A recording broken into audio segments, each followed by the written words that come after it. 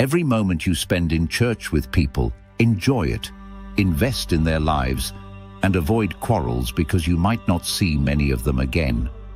However, remember, there are some you will need in future. The church is a family and a nursery. When your calling cannot fit into a setting, relocate peacefully. You are not accountable to a denomination, but unto God. When you do not understand what to do next, keep doing what you are doing well until He speaks to you. When God helps you make up your mind, things start to naturally fall in place. You struggle when you are out of your place. Welcome to another powerful episode from the book Lessons of My Early Life by Dr. Charles Apoki. To get your copy of the book, please check the links in the description. You can also get both hard and soft copies from Amazon. This episode is deeply personal, emotional, and inspiring. It tells the story of divine direction, sacrifice, uncertainty, faith, and the journey into ministry. As you listen, may you find courage to obey God's leading in your own life. I did not set out to be in ministry. I never admired any minister with the inspiration that I would become a preacher, but I respected Pentecostal preachers. I encountered men like Brother Emma Okoria, Reverend John Okposio, Bishop Dan Akaonye, Bishop Edo Hasim, and the father of them all, Papa Ida Hosa. However, I loved the Lord, and Church of God Mission at St. Michael's Road, Aba, was like a family. So fellowship was exciting, even though at a point I lost the joy.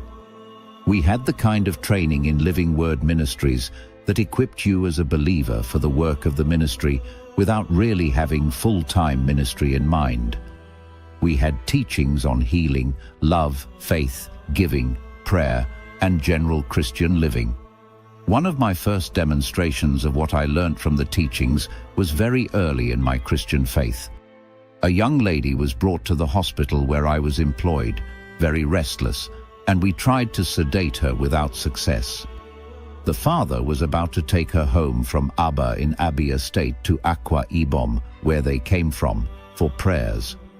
I asked him in frustration where they were taking her, and he said to a prayer house. I was provoked in my spirit and prayed that she should be calm in Jesus' name. Immediately she calmed down and slept. I remember the father later brought a very big pineapple on her discharge. The next experience was that I prayed for a friend's wife who had not conceived, and she conceived and delivered according to the prayer. I prayed under inspiration. There were other definite manifestations of the power of God that are not the subject of this write-up, but life taught me that Jesus answers prayers and that His name is powerful. Another experience I had frequently was that when I prayed for barren women, many got pregnant. However, one day I got an inspiration to become a Sunday school teacher, and my friend, Pastor Reverend Felix, had just become the Sunday school superintendent. I admired his understanding of the Bible, his love for God, and his faith in the Word of God. I also appreciated his love for his family. Family life is very important to me, particularly because I did not come from an ideal home. Anyone who loved family life was a model to me, a combination of my admiration, appreciation, and our friendship was what I suspect God used to prompt me to take the responsibility. The Sunday school ministry and Pastor Felix contributed a great deal to my understanding of Scripture, doctrinal approach, and many things that seemed good in my ministry. Another thing that helped me was a Bible that was given to me as a gift, or I cannot remember if I bought it. It had very good references, illustrations, and explanations. This stimulated my interest in biblical history and details with everyday life applications. My pastor, Bishop Edo Hasim, had an approach of allowing people to display their gifts through group week activities. In the process, I also discovered some gifts in me. He gave me opportunities to teach pastors and run seminars for couples.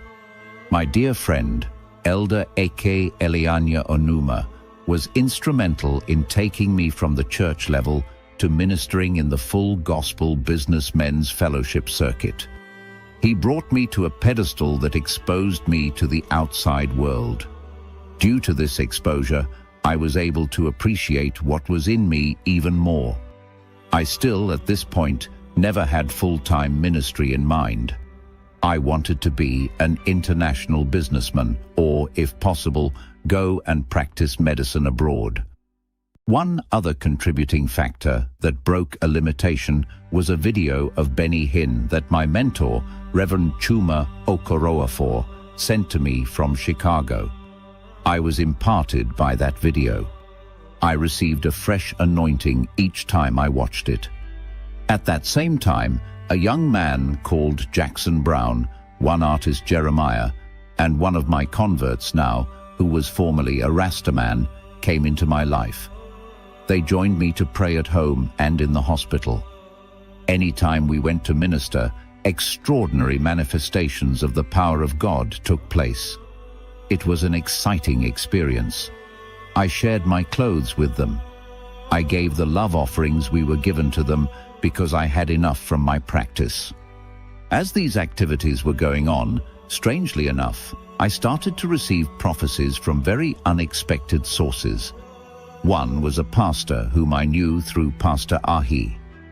He was in full-time ministry and a graduate, but I detested his lifestyle as a full-time pastor. He always had financial problems, but I knew he was anointed. He came one morning to the hospital to inform me that God was calling me to full-time ministry and that he was told to pray for me. With trembling hands, he prayed for me and ran away. I told myself that it was a huge joke. Why would God send this kind of scruffy fellow, whom I usually gave money to come and tell me that he was calling me to leave my practice and become like him? That was a bad way to recruit or conscript anybody. His ways are not our ways. Why would I want to become like this man I considered foolish and a Pentecostal nuisance? God does not think, act, or see the way we do. We look at circumstances, features, cars, clothes, speech, and crowds to evaluate people and their ministries. God looks at the heart, our motives, and availability. The next person was my pastor's wife, Mrs. Anthonia Ahukana. She was a very sound and calm Christian, but when she gave the messages to me, they looked too unbelievable compared to where I was. Today, I know better. Even the late Sister Caroline Asiegbu came with her own prophecy, and I was surprised because we joked a lot together. Even though she was married too, we were indeed like a family. She said she saw the flags of several nations and my name written in the sky. I remember vividly where we were standing, at the junction of Umwola Road, just before the hotel that was nearly opposite or adjacent to Church of God, Mission International, Ogbor Hill, Aba. It was a Sunday morning. All these did not move me. I am very skeptical about prophets and prophecies. However, the presence of God's grace became very obvious. The demand soared, and I hardly had time for the hospital anymore. Suddenly, I started to hate everything that was not ministry and soul winning. I hated medical practice. I suddenly started to detest Aba, a city I loved so much. I also started feeling detached from the people and the church. One David Nwachukwu, now an elder, who was a very regular and sound Sunday school teacher with us, triggered the quest to see the move of God when he asked a question in the Sunday school preparatory class. Why are we not seeing the miracles of old? That question prompted me to pray and study the history of great revivals. Evangelist Jackson Brown was a great blessing through the books he gave me to read. The more I read, the more the question was answered through me by signs and wonders.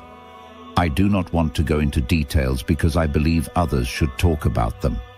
One day we were in Elder Aka Elianya Onuma's Peugeot 505 saloon car when I had a strong impression that the time to leave Abba had come. I had wanted to stay longer because I loved Abba and the people. That blessed day we were going for a burial ceremony across the Abba Port Harcourt Expressway. Then I saw the kind of soil we have in Delta State. That part of Abba shares boundaries with Rivers State, so it has the same kind of sand we have in Delta State. Suddenly, there was an intense emotional upheaval. All my childhood dreams came flooding in. I suddenly felt separated from the land of Abba and what I was doing there. I suddenly started to miss my ancestral home. Reverend Evans Daniels, of blessed memory, was also instrumental in providing a medium for exposure when he invited me for big programs in his church with great men of God like Reverend Dr. Uma Ukpai. I will not fail to mention that he was instrumental in taking me to South Africa, and he even gave me a car as a gift before the journey. He was a man who loved God and the work of God with all his heart. He also loved humanity. I had definite impressions in my spirit during prayers and the study of God's word that I should go back to my people and that he would bless me. He also impressed upon my spirit that he would bless me and cause development to come to where I chose to stay. They have come to pass. My greatest fears were my wife's reactions and my inadequacies and character flaws that I was battling with, and I am still battling with. I was also very scared of the marital challenges I had. There is a very thin veil between peace and quarrels between my wife and me. I also saw how marriage could bring so much pressure on ministry and ministry on marriage. To combine doing business together with doing ministry together would put too much pressure on us. Thank God the church arm did not work well, so I gave up the church to the Church of God Mission International and became an ordinary member in the same church. I know how and when to walk away. It might not be a good virtue, but I know how to walk away. Surprisingly, my wife agreed that we should relocate and sell the hospital. I prayed, and God told me how much I would sell the hospital for, and the doctor came and bought the hospital. I had money to relocate and buy instruments for ministry. I cried the day I signed the agreement to transfer the practice to the new owner. Remember, I know how to walk away. Maybe it is just my design. There is a gut feeling I have when the time to move on comes. I have also known when not to push on with an idea. Just prior to my leaving Abba for full-time ministry, I had some specific encounters. Archbishop Benson Idahosa had come to Abba to do an outdoor outreach at the Okigwe Road Primary School field. Pastor Felix Ahie, Elder Eke Onuma, Elder Kingsley Njioye, who passed on to glory in 2018, and I were amongst a group of people in the protocol team to take care of him. One of the days, he was standing with us discussing life and ministry when he suddenly changed the subject and said he had finished all he was called to do. He said he was looking for professionals who would run with the vision and ministry. He beckoned the three brethren I had mentioned earlier to come towards him. I was standing a few steps away because I am a very shy person. But when I realized that he wanted to pray for them, I went forward too, and he prayed for us. The next incident was after the prayer started producing results, and I had become relatively popular in Abba. I was invited to a Scripture Union indoor meeting at Umuehilegbu near Ariaria Market, Abba. Dr. Uma Ukpai was ministering, and I wanted him to lay hands and pray for me. I tried to position my head in such a way that he would pray for me. He touched other people, but did not pray for me. The next day, I went very early and sat on the podium in such a way that he would pray for me. He did not pray for anybody that day. After some time, I was billed to preach with him at Christian Pentecostal Mission, OGK Lane, Abba. I told Reverend Evans Daniels that I wanted him to pray for me. He did pray for me on his way out. The impression of the warm feeling I had on my head lasted for 2 weeks. It was like a weight. I subsequently preached with him on several occasions, including the Men's Convention of the Assemblies of God Church, Nigeria at Enugu. Someone rightly said that if you want to live long as a pilot, you should know when to push full throttle and when not to squeeze the throttle. The ability to distinguish when to and when not to, how to and how not to, is key to greatness and success in life and ministry. I had wanted to sell a piece of land I had somewhere, but the deal was not going through. I had to stop, meditate, and pray. Just one phone call I made gave me an idea from a young man that changed my fortune. I did not sell the land. I, in fact, bought more. There was a portion in front I wanted to buy.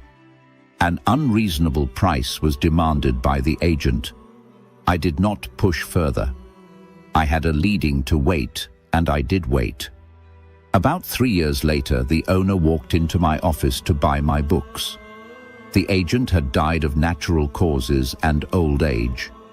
The owner told me that the land was of no use to him and was willing to sell it to me, hopefully at a much lower price.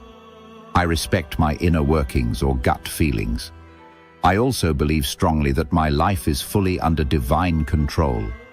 Even when we were cooking for the send-off ceremony, our very dear family friends, Barrister Chibuike Nwokeokwu, Cyan, and Barrister Mrs. Nwokeokwu, were still asking if the decision was not reversible. If my wife has ever had any close friend apart from me since we got married, it was Mrs. Felicia Nwokeokwu. She is a woman with a good heart, just like her husband. I got to know the Nwokeokwu family through the husband. One day, my car failed to start, and I needed to take my eldest son, Mimi, to school that morning. I had to take a shortcut through Ebenma Street to get to the Ikot Ekpene Expressway. The Nwokeokwu family were residents on Ebenma Street then. I do not know how he sighted me. He ordered Ugochukwu, his driver, to stop. He beckoned me to bring the child and gave me his complimentary card. And Nene Adaeze Nwokeokwu was in the car. She was Mimi's classmate. We later resided on the same street with them. That is how our friendship started. That incident took place when Mimi and Adaeze were just about 2 or 3 years old. They are now medical doctors. Adaeze recently contested in the primaries of the PDP in Abia State for the House of Representatives seat. Though she lost, she proved a point. I must not fail to mention one incident where I was invited to preach at a program in Aba. The organizers cancelled the program without informing me. I got there with my wife and the church was locked. We had barely managed to buy fuel to reach Aba, hoping to sell books and cassettes and get some honorarium. We were stranded. We slept at the Nwokeokwu residence, and the husband gave us 5,000 naira to travel back. We sent our things home to Ugeli, where we rented an apartment for the practice because I still wanted to practice. But for months, I could not get accommodation to live in. I then told God that if He did not want me to practice, He should give me a place for ministry, and in record time, I got many places. I rented 2 flats and a warehouse, and God provided money to pay for them. That is how we started full-time ministry. However, there are lessons I learned from my experiences. Do not say there are things, I mean decent and lawful things, you are not called to do unless God specifically tells you so. That you detest a man and his ministry does not mean that God has not approved of him. The success of a man's ministry is not measured in material terms only. When your life is yielded to God, do not struggle for the driving wheel with Him. If you are asking too many questions about an issue, show interest. God might be waiting to give you an answer. Those God would use to stimulate or ignite you might not be the same men he would use to build you up. Always be ready to move on when God tells you to do so. No matter who you are with and what you are doing, God sees farther than you. The church is a family and a nursery. When your calling cannot fit into a setting, relocate peacefully. You are not accountable to a denomination, but unto God. When you do not understand what to do next, keep doing what you are doing well until He speaks to you. When God helps you make up your mind, things start to naturally fall in place. You struggle when you are out of your place.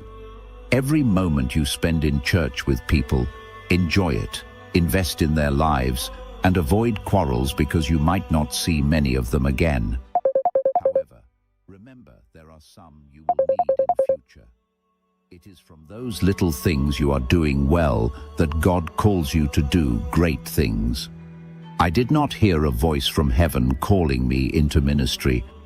I did not have any dramatic experience. Whether God called me, or I called myself, or I called on God to call me, I do not know. However, by their fruits we shall know them. If you do not believe me for what I have said, I believe myself for what I am doing. I did not get into ministry because it was fashionable. I started by taking care of lepers and children in remand homes and orphanages. I took care of prisoners with people like Mr. Ion Olugo, Bishop Mensa Abrampa, Kenneth Ozamena, and many others I cannot remember because of memory loss with aging. There was a day I trekked from Osisioma by the Aberport Harcourt Expressway with my bag on my head to my hospital in the company of Jackson Brown and evangelist Solomon Obasuyi, the former Rastafarian I mentioned earlier in this chapter. We were to go for a program, but it rained and we could not get transport. I did not go with my car. We got to my residence by about 11 p.m. It was a distance of about 4 kilometers. There were times I thought I was insane. I just loved the work of the ministry. Making heaven was, and still is, my major concern. This chapter is a story of calling, obedience, sacrifice, growth, and divine direction. It reveals that ministry is not always glamorous or dramatic. Sometimes it begins quietly through service, faithfulness, compassion, and small acts of obedience. It also teaches that God can use ordinary experiences, relationships, disappointments, and even unlikely people to prepare a person for purpose. Above all, this story reminds us that when God leads, He also provides strength, direction, provision, and grace for the journey ahead. Thank you for listening to this episode from Lessons of My Early Life. If this message inspired you, encouraged you, or strengthened your faith, kindly purchase the complete book using the links in the description below. You can also get both hard and soft copies on Amazon. Please like, share, subscribe, and follow for more life-transforming episodes. God bless you. I was overjoyed that my daughter was alive and my granddaughter was well. Becoming a grandfather taught me profound lessons about responsibility, family, legacy, and love. It reminded me that our greatest investment is not in possessions, but in people. Every generation should strive to become better than the one before it, leaving a lasting inheritance of wisdom, values, faith, and opportunity for those who come after. Welcome back to another episode based on the book Lessons of My Early Life by Dr. Charles Apoki. To get your copy of the book, please check the links in the description. This episode shares deeply personal lessons from becoming a grandfather, reflecting on family, responsibility, legacy, and the importance of investing in future generations. My nuclear family is quite small.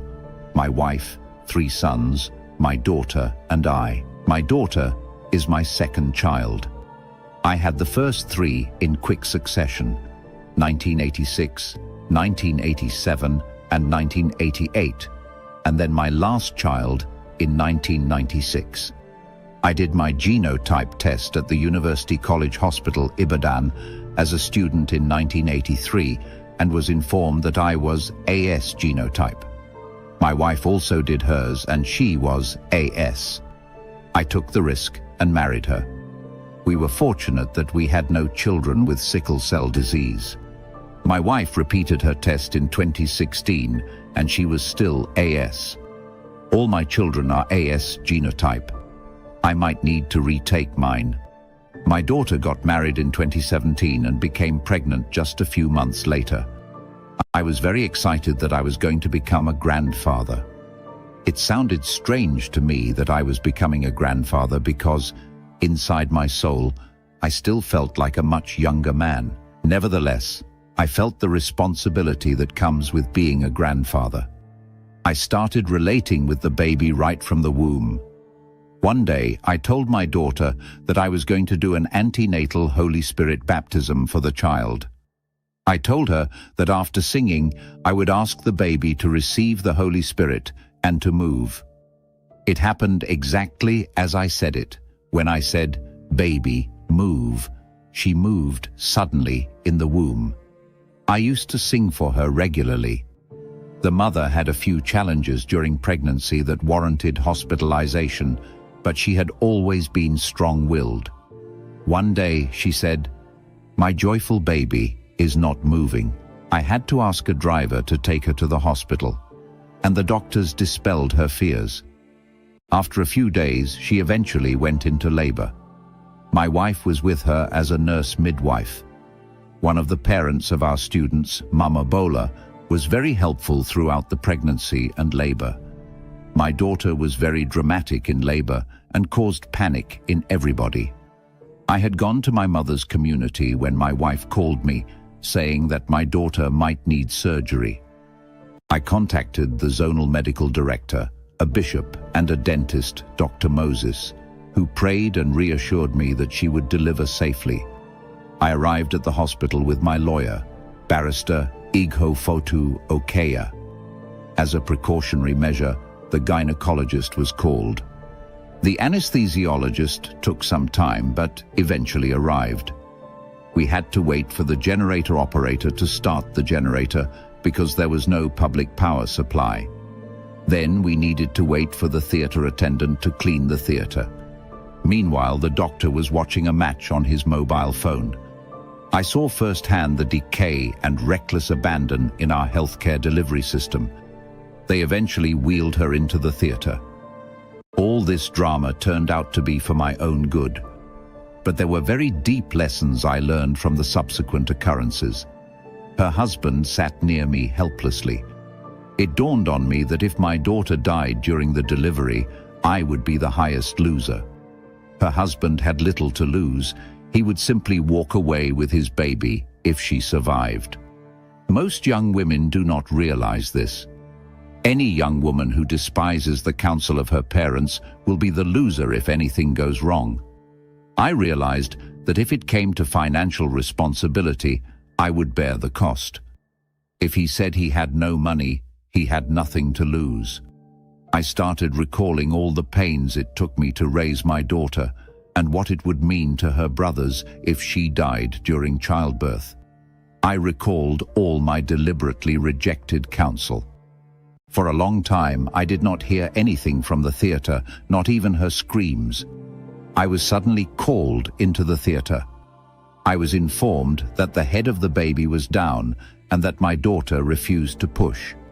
I asked my daughter, "Who are we?" She said, "Apokis." Then I asked her, "How are we, lazy or strong?" She said, "Strong." I told her, "Then push, my baby."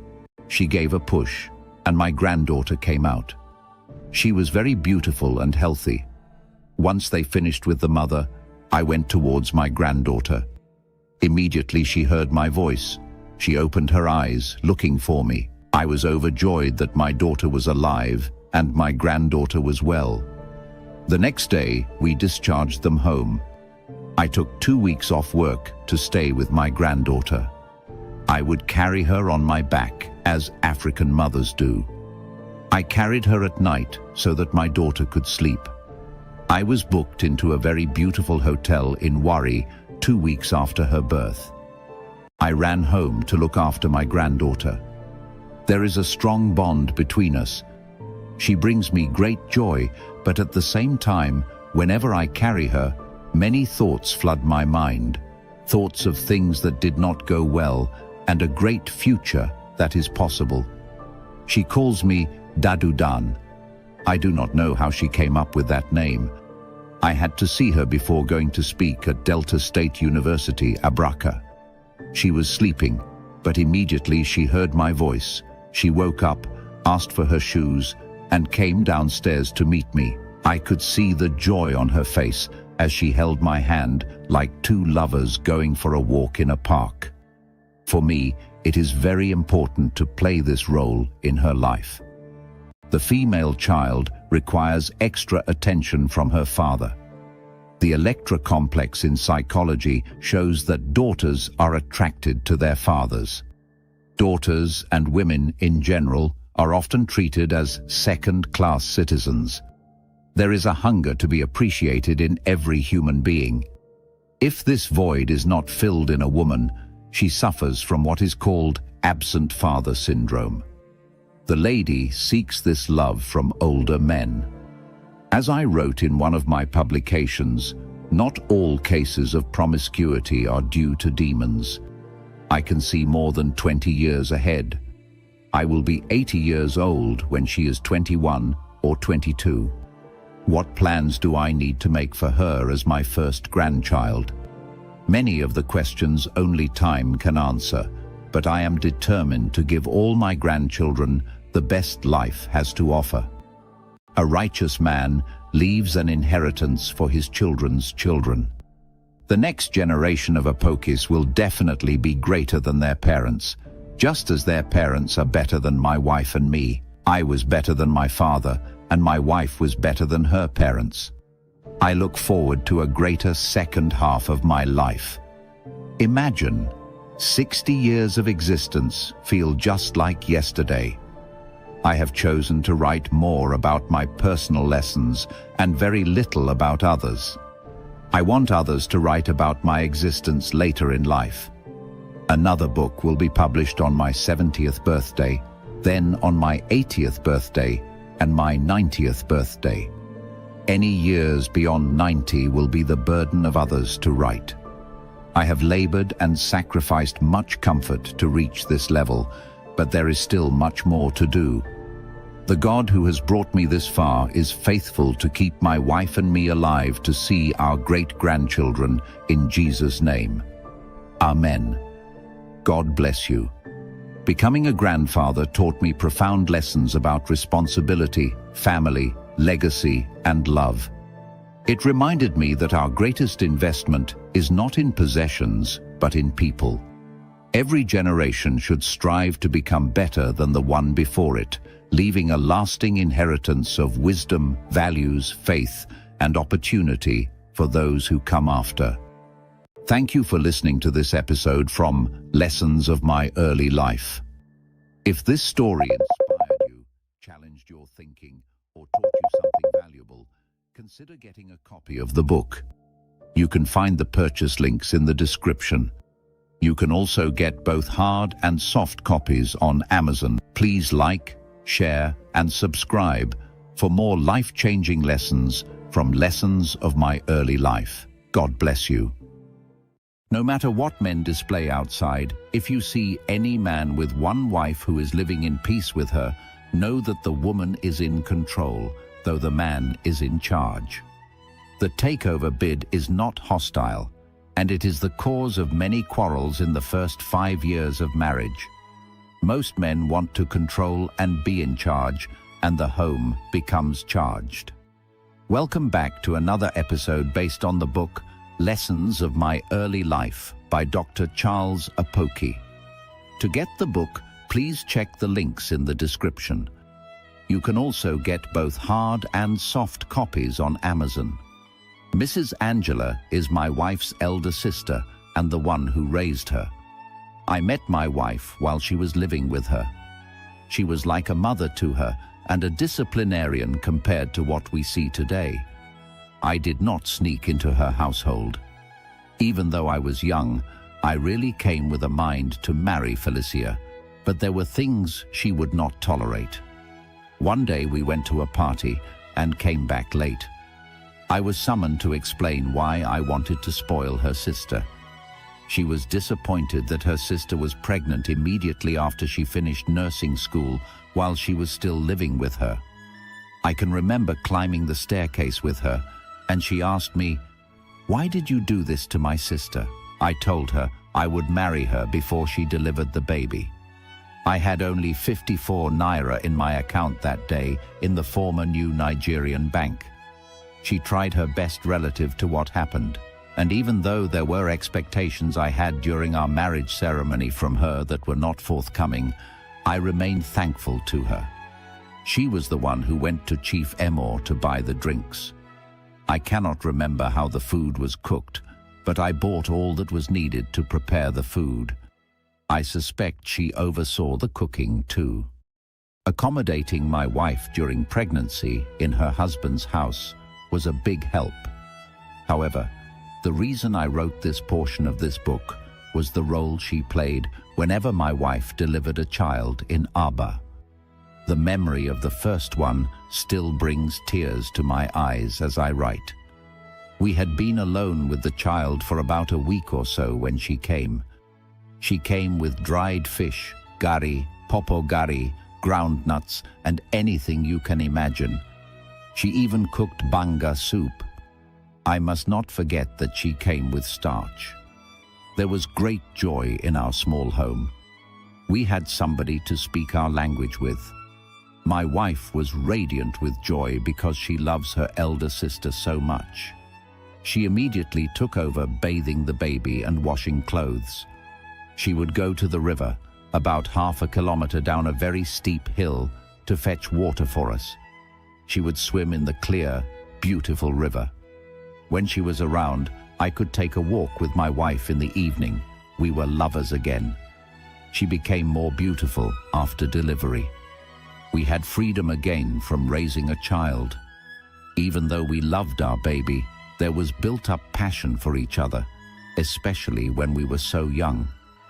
Then she took every suggestion I gave her, not now that she has turned to my mother and wants to control every aspect of my life. When you marry a young woman, enjoy that period when she has not known so much as possible. After my wife had the second baby, we were now joint heirs. By the third, she had graduated to director, and now she is chief executive. With a grandchild, she is now mother in Israel, Deborah, while I am Lapidoth. What can a man do? No matter what men display outside, if you see any man with one wife who is living in peace with her, know that the woman is in control, though the man is in charge. The takeover bid is not hostile, and it is the cause of many quarrels in the first 5 years of marriage. Most men want to control and be in charge, and the home becomes charged. My in-law, Angela, was a great source of joy any time she came. There was one time she came when Ajiro, my only daughter, was about 6 months old, and she had not come for her usual visit. Before she came, Ajiro was sick. She had typhoid enteritis and fever. It was so bad that nothing seemed to work despite all the treatment. Other people's children were coming to the hospital with the same illness and were getting well with treatment, but mine was not. The owner of the hospital traveled for Christmas and left us. He had not paid my salary for some months. I was broke to a point that we had to buy drugs on credit from a patent medicine store to treat my child. We were buying corn pap on credit to feed our children. There was nobody to run to. My brothers had not even seen me for 3 years, even though we were in the same country. It got so bad that the child stopped breathing. There were no veins to put up a drip, no oxygen. There was nothing. Remember, a time comes when you are alone with God. One nurse, Ngozi, closed the baby's eyes, and people started crying. I was on my own. Then an old man, whose foot I had partly amputated, came with his walking stick, prayed in his language, and laid hands on my baby, and the child sneezed, passed stool, and came back to life. He was a Christian. By the time I returned with my pastor, the child was alive. Things sometimes get worse before they get better. From that moment on, the child started to improve dramatically. The next day, my sister-in-law came from Warri with supplies, food, money, and company. We were so happy. I will never forget that visit all my life. No matter what wrong she does to me, those visits will always blot them out. Family members must be close to each other. They must help each other, and they must celebrate each other. The church must care for and ask after its members. Welfare committees must not exist only for burial ceremonies alone. Because of my experience with the man who owed me salaries, I made a vow never to owe my workers salaries. Since 1988, when I started paying workers, I have never owed workers salaries. I served very well during my NYSC. The staff of the local government were very supportive. I had so many job offers, but I settled for the job at Royal Hospital. The accommodation was good, and the environment was very conducive then. Another reason I took the job was the opportunity to acquire surgical skills because I wanted to go into general practice. The Indian doctor was not eager to work with me because he was on his way out. He was not eager to transfer his skills, so I had to steal them with my eyes. I watched every procedure he did with keen interest. He constantly changed his approach to the surgeries in order to confuse me. But I had good medical training, so I was able to cope. We were quite busy because we had patients from neighboring states. One thing we learnt early in life was to save regularly and have a common purse.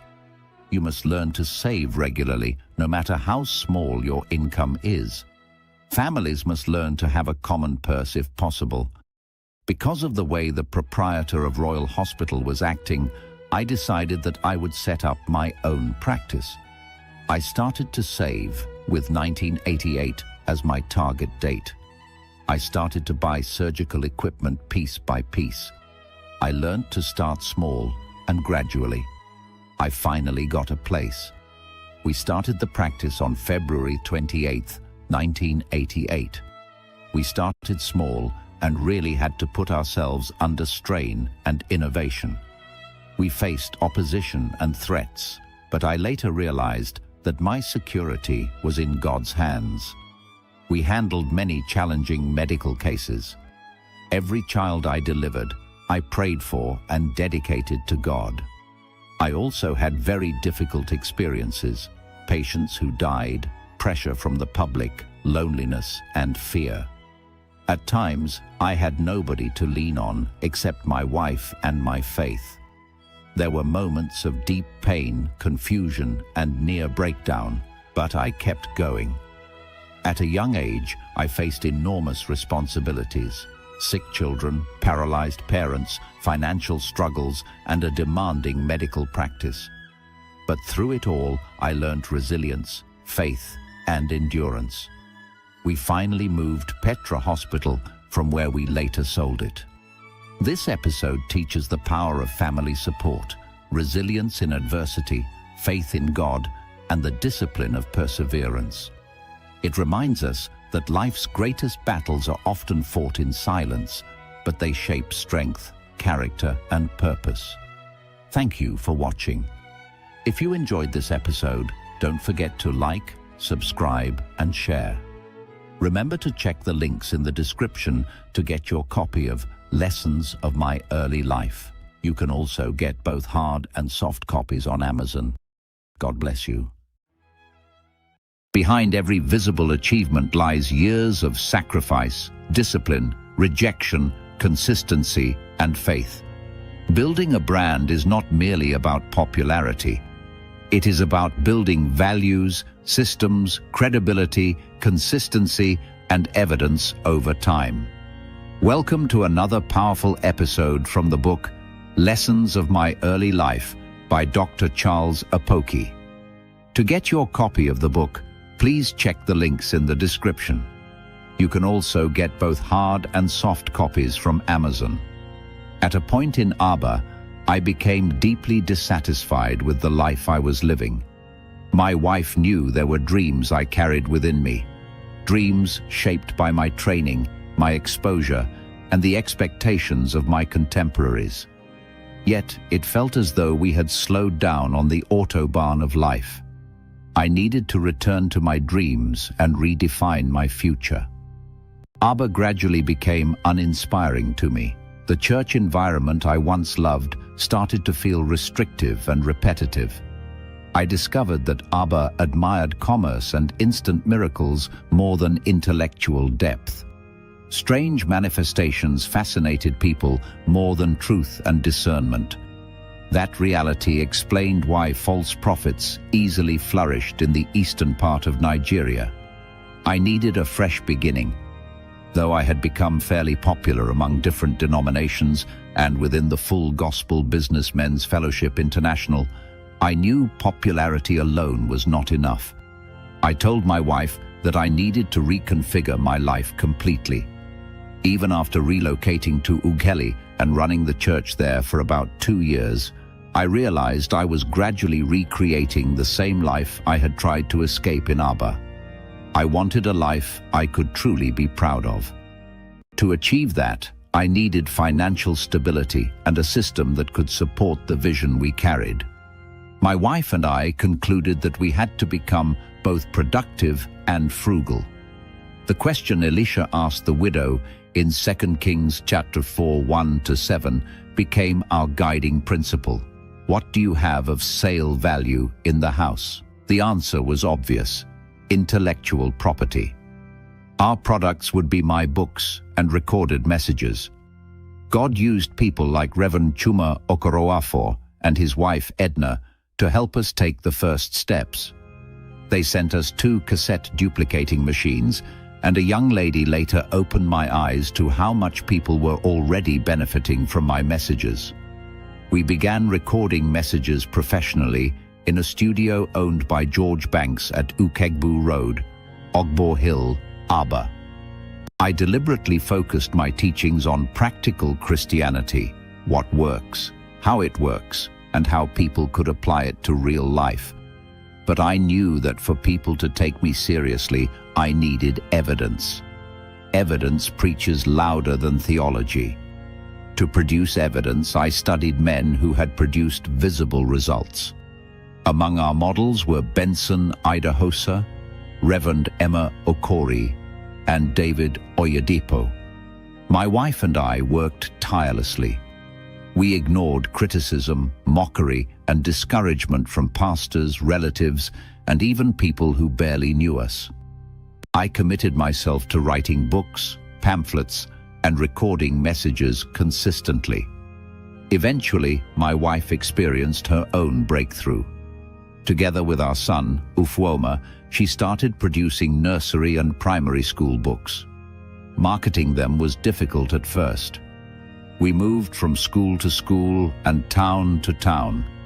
Sometimes, while my wife shopped in the market, I sat in the car writing manuscripts. Our materials were different from the typical Pentecostal products people were used to. The books were short, affordable, practical, and easy to read.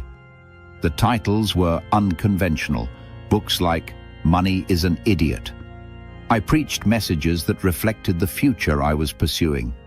Many listeners identified with those teachings because they also desired transformation and success. By God's grace, the principles worked, not only for me, but for countless listeners. Gradually, This brand of ministry became highly sought after. Cooperatives, men's fellowships, organizations, and churches started inviting me regularly. I chose to preach truth boldly and directly. I addressed issues many ministers avoided and challenged several unhealthy doctrines openly. Some pastors became afraid to invite me, but that did not disturb me. My wife never sat on the altar platform. She either stayed outside with the books or remained in the car selling materials. Those sales helped us pay school fees and eventually finance the building of our school. Living a quiet and somewhat reclusive life preserved me. Over time, many who once avoided me became surprised when larger denominations began inviting me repeatedly. I also chose a contrarian lifestyle. I refused to imitate the flamboyant lifestyle common among many Nigerian pastors. That decision attracted a different audience, people who appreciated simplicity, discipline, and authenticity. My wife and I discovered that continuous reinvestment was essential for growth.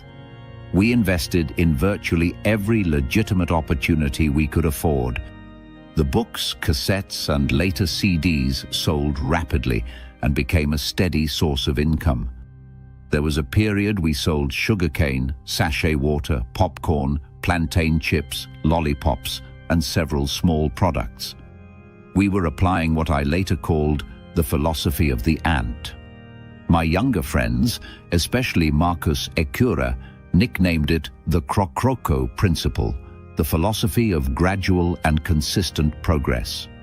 Over time, many people adopted this principle as a way of life. When you know where you are going and understand how to get there, you must be willing to walk alone. Success eventually attracts followers. Criticism and mockery are inevitable, but results silence arguments better than explanations. Because I had lived among the Igbos in southeastern Nigeria and absorbed much of their industrious mindset, I had learnt not to depend on people's approval. Results were the true validation. As our school began to grow, we intentionally built it around discipline, excellence, and integrity. The school motto became righteousness and excellence. When we opened the school, I personally wrote letters to residents in the community, informing them that we intended to run a unique institution. We insisted on neatness, discipline, proper conduct, and academic standards. Resistance came immediately. But I have never been afraid of confrontation where standards are concerned. Some parents withdrew their children. Others had their children expelled. We introduced entrance examinations and refused to admit students who could not meet our standards. Some influential parents attempted to manipulate placements, but we resisted firmly. At one point, the daughter of a king failed her examinations. Her mother pleaded for promotion to the next class, but my wife refused. Eventually, the king himself came in full regalia to plead. I told him plainly, education is sacred. The girl repeated the class. As the institution expanded, we made our recruitment process rigorous. In my office, there is a chair called the hot seat, where job candidates are interviewed. Some candidates have cried during interviews. I remember a young lady who came dressed like a social media celebrity, but could not answer basic questions. I eventually called her mother to complain about her presentation. 2 years later, she returned much more mature, and we employed her. I discovered that many people approach responsibilities carelessly, and I developed zero tolerance for negligence. Some workers attempted to challenge standards, but I did not hesitate to dismiss those who brought careless attitudes into our organization. Eventually, I realized something powerful. Performance, reputation, and integrity naturally create recommendation and commendation. Initially, we never advertised the school because I believed our results should speak for us. After all, Universities like Harvard University, Stanford University, University of Oxford, and University of Cambridge rarely advertise themselves. Today, we have become a recognized brand in Ughelli and beyond. My wife's philosophy has been simple. You must never meet us where and the way you left us. That principle has continually pushed us toward improvement. We also decided never to take bank loans. Our bankers know we are loan averse. It became part of our identity. We do not owe workers or suppliers because I believe people who trust you deserve prompt payment. Punctuality also became a non-negotiable value. One day, I drove from Sapele to Ozoro for a 5 p.m. youth meeting organized by people from my denomination. I arrived by 4:45 p.m., but the host was absent. By 5:25 p.m., he still had not arrived. I drove away. When he pleaded with me, I asked him a simple question. If a famous bishop were coming, would you keep him waiting? He admitted they would not. I told him I refused to be treated carelessly. Some initially interpreted my firmness as pride, but eventually they understood that I simply valued discipline and excellence. My radio ministry later transformed the reach of the work completely. Every Wednesday morning at 6:30 a.m., my broadcast aired on Quest FM 93.1. Initially, I hesitated because the annual cost was enormous. Yet God remained faithful. Eventually, the Salimo Witz Foundation sponsored the program. One day, while lying face down praying about how to pay for the next broadcast installment, I received calls from listeners ordering books and CDs worth large amounts of money. Within a short time, I received alerts totaling 200,000 naira. It felt like divine reassurance. Gradually, the program exploded in popularity. Millions of listeners tuned in weekly. People from several states called regularly. Churches, cooperatives, banks, fellowships, and organizations started inviting me to speak. The Word and Wisdom Conference grew tremendously, with nearly 70% of attendees coming through the radio broadcast. The ministry became a church without walls. People from different denominations attended: Catholics, Baptists, Pentecostals, traditional religion practitioners, and even Muslims. Another major breakthrough came through Dr. Apoki's blog, which my son, Ufoma, established. Readers from over 100 countries eventually accessed the platform.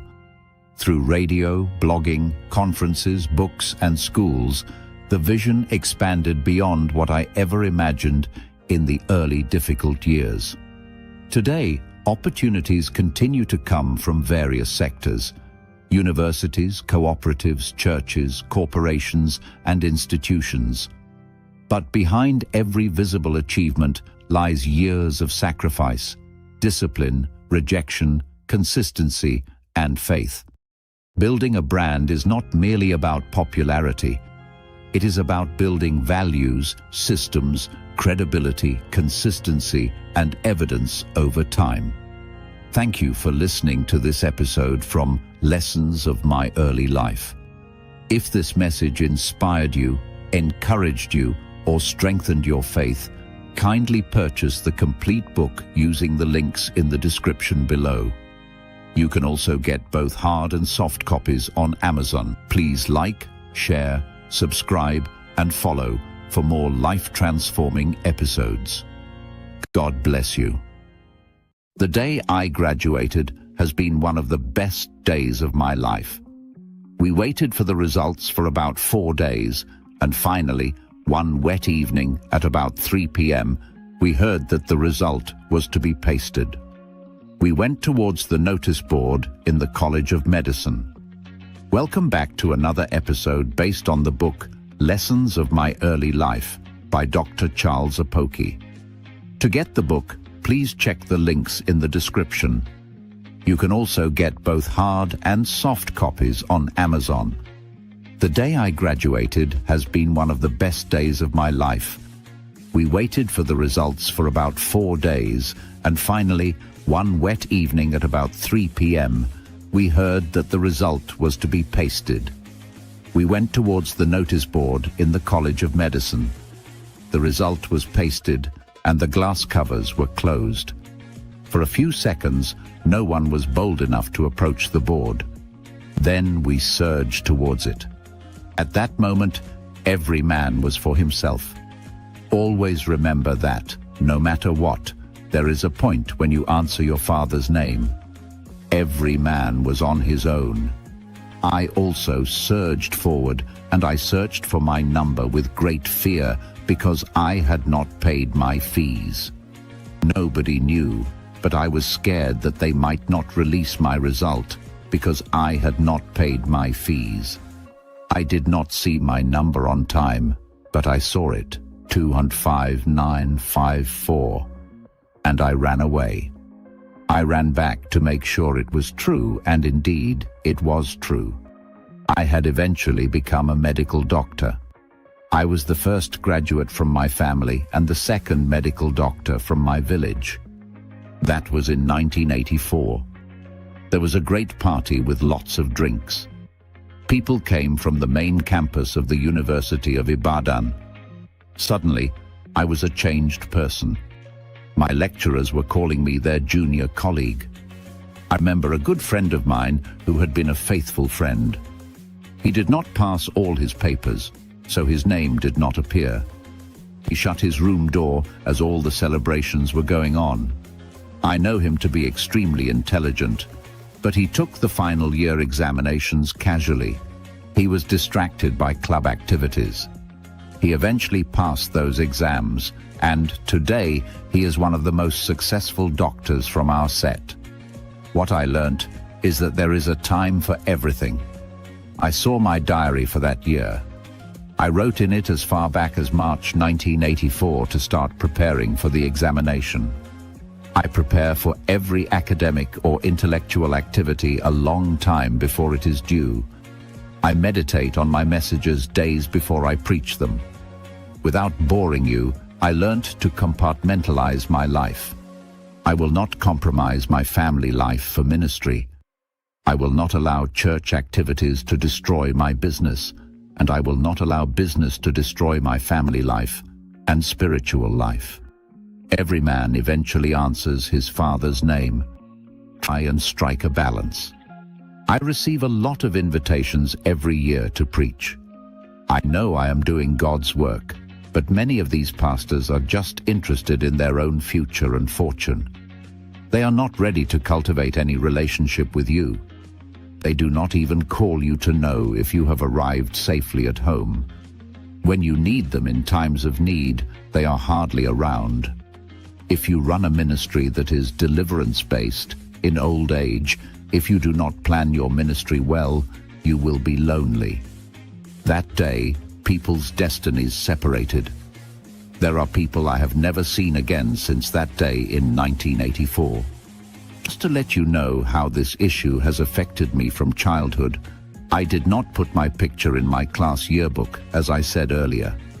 I think I need to think deeper into my past to know why I have this philosophy of independence and being a recluse, and at the same time, a public figure. When I started ministry, I also experienced this, and I will write about it, about what life has taught me through ministry. I eventually got a vehicle to see my wife-to-be, Felicia, in the University of Benin Teaching Hospital, UBTH. Every man needs a woman or wife he wants to impress with his success. That is why male animals display colors to attract females or even fight to the death to have the right to mate. The vehicle could not move fast enough in my mind. I wanted to tell everybody I met that I was Dr. Apoki OC. I eventually met her and told her I had graduated. I can't remember her response, but she is hardly excited about anything. I can only remember about 5 times I have seen her excited, and one of them was when Barack Obama won the US presidential election. When my daughter wedded, She was very excited. When my granddaughter was born, I equally saw a new part of her. Maybe I need to buy her a fine car. I can't remember how my parents heard about it because my father was living with his senior wife and my mother had relocated to my father's paternal village, Otokutu. I had to squat with my late friend, Igho Akpomadaye, throughout my medical school days. Thank God we hardly had holidays. Graduation did not immediately change my situation, even though my status had changed. I still needed to beg for money to travel. There were times when I did not know where I would eat my next meal after graduation.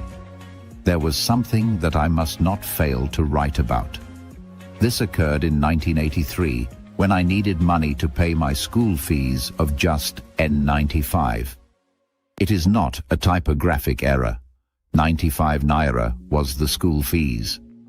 Then the dollar was 50 kobo, so the school fees were 190 USD. You can see the privileges my generation enjoyed, and we have deprived the next generation of these same privileges. Some of my friends had graduated and were working, and I knew they could give me this money, but I returned to school without the money. I barely managed to get to school, but I passed the exam. I learned a very good lesson about life. When the chips are down, you will answer your father's name. Please don't get bored with this lesson of my life.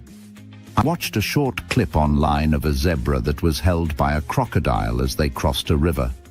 All the other members of its clan stopped and watched as it pulled the crocodile out of the river upland, while the crocodile pulled it towards the water, its area of comparative advantage. At a point, the crocodile had the upper hand and pulled the animal into the water. Just before it could drown the animal, 2 hippos came from nowhere and chased the crocodile away. The animal limped towards its group. The other members of the clan could have trampled on the crocodile with their hooves, injured it, or even killed it, but they stood aloof. The 2019 presidential election was an eye-opener. My friend was a senatorial candidate of a party in a state where he was a governor. Large crowds gathered to listen to his speeches, but he lost in a state where he had done so much for the poor. Even if he was rigged out by his own tribesmen. Don't base your future and happiness on another person's budget or pocket. You never can tell. He might have his own problems. You never can tell when a lizard has abdominal pain. At that point, when your problem is not part of the agenda of your friends, family, or church, pray that a hippopotamus or 2 will come to your rescue. That someone or a group of people does not help you is not a reason for enmity. Learn to move on. They might be of greater help later. I now needed a place to do my internship as a doctor, and UBTH was the best option because I did not apply to the University College Hospital, UCH, Ibadan. I wanted to be close to my parents, who were now quite old. I went to my elder brother to see if he knew somebody there, because I was told that I needed connections. I suddenly realized that the reality of public life was different from the idea of the university environment. I knew nobody, so I asked for any old boy of GCU among the doctors. I was given a few names. I went to the block where their offices were, and I saw many doctors with the ship, a symbol of GCU, and I knocked on one of them. I was ushered into an office, and I introduced myself as an old boy and said that I needed a space to do my internship. He asked for my name, and after a few days, I got a letter of invitation for an interview by hand. By the time I got into the interview hall, about half of the panel were old boys of GCU. It was a foregone conclusion. I gradually started to understand some of the rules of life. The schools you attended, the persons your father knows, and those who know your father are some of the things that give you a little leverage in life that can make a great difference. It is after then that the contribution you make to humanity, your performance, and your products subsequently follow. I did not enjoy my stay in UBTH. I had symptoms of anxiety neurosis based on a combination of factors: the stress of the work, lack of money, and frequent illnesses. One day I fell when the ambulance came to call me for an emergency case. The ambulance had to carry me to the hospital. Recently, a resident doctor on duty collapsed and died. I had to resign and change jobs to complete my internship at the Warri Specialist Hospital or Central Hospital. I could not go for the convocation ceremony because I did not have transport fare to go to Ibadan. I was tired of begging for money in my life. I would not have had a suit to wear. I borrowed clothes for matriculation.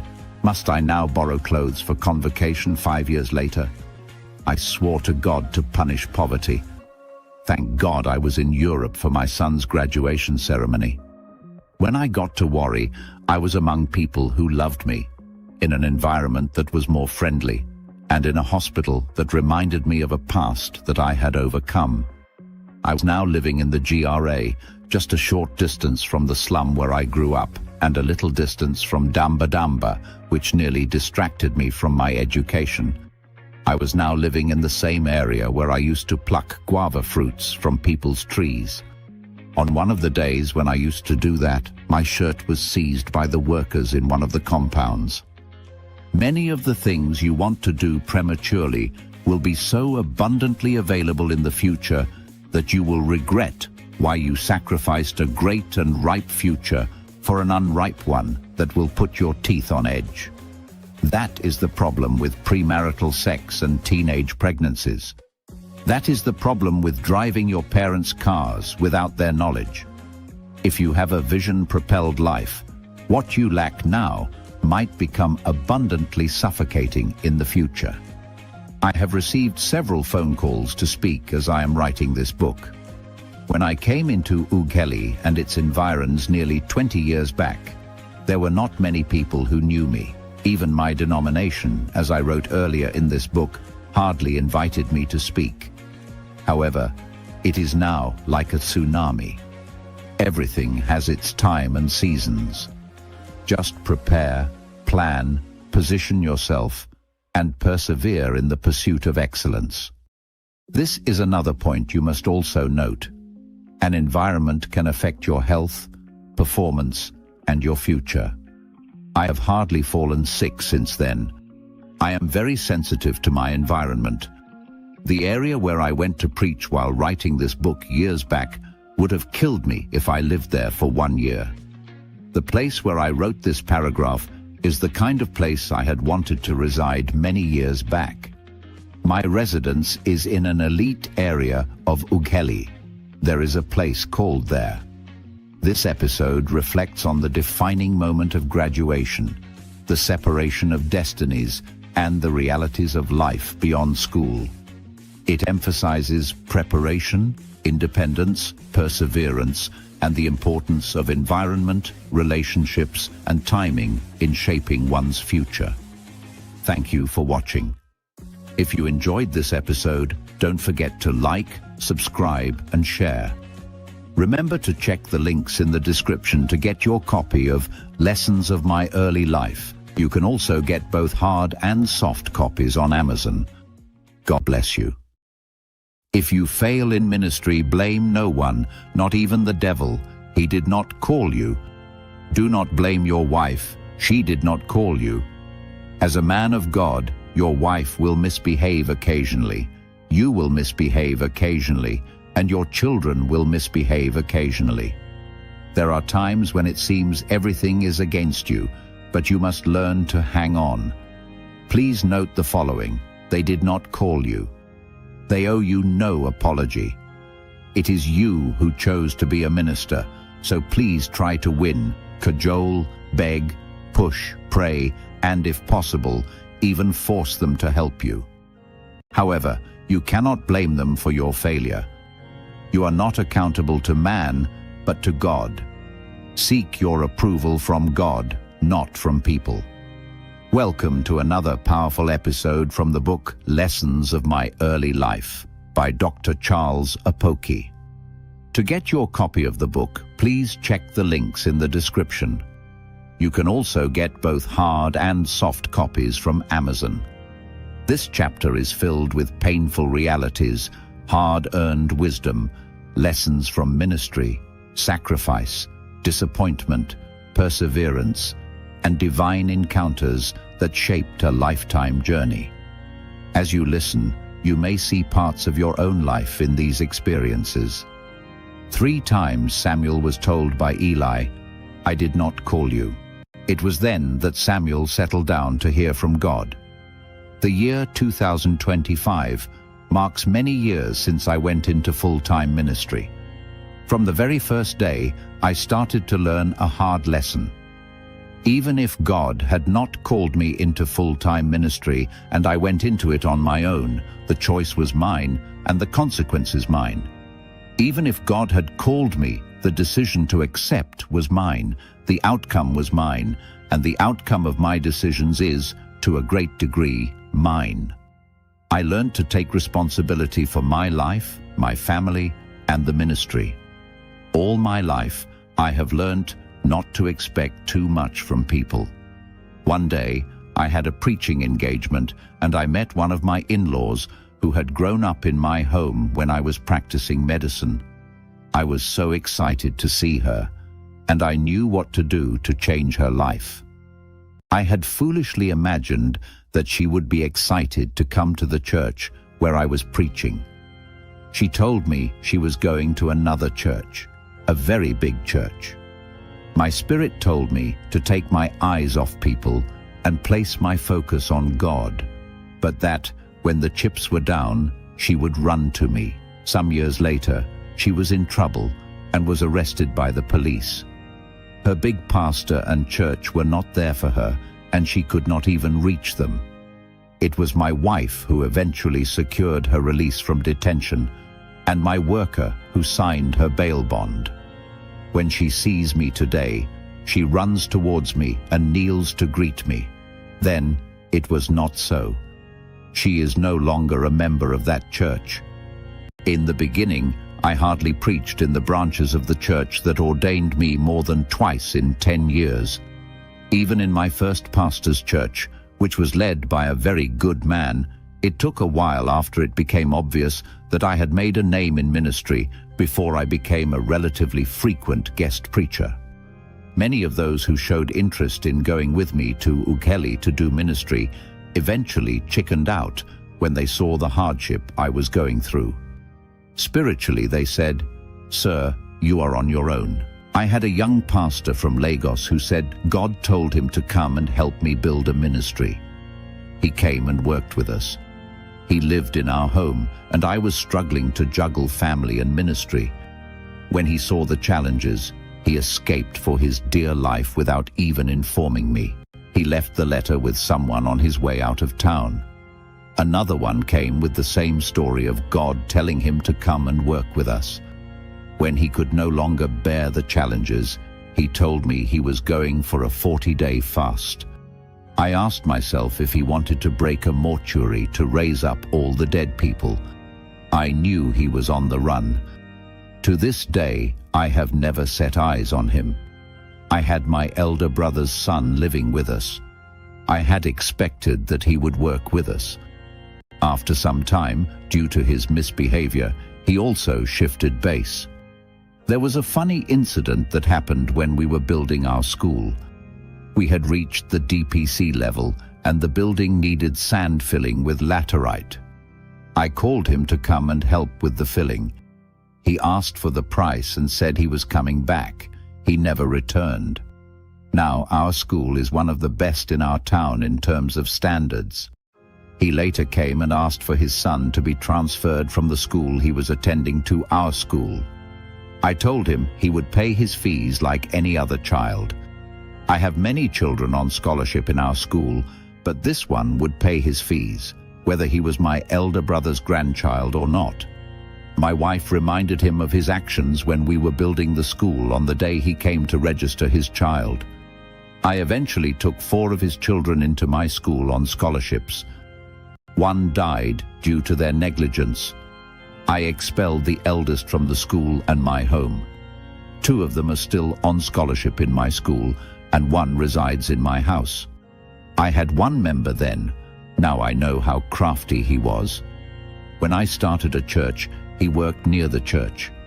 He looked as if he was a very devoted friend, but I noticed some things about him. He would pretend to be very close to me and show interest in what we were doing, but he saw the church as my own while he ran it as though it were his own.